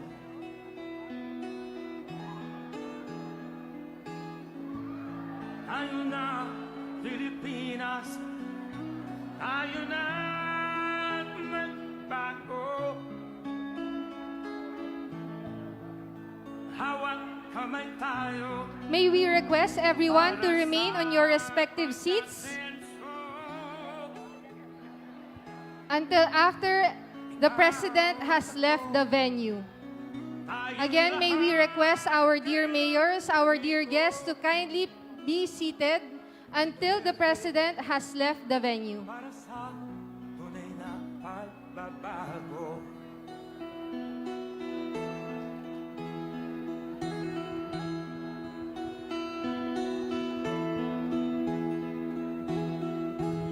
Masdan mo ang paligid,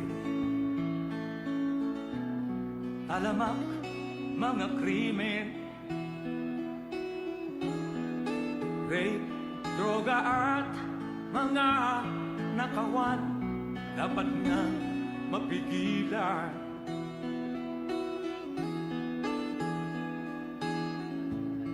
Tayo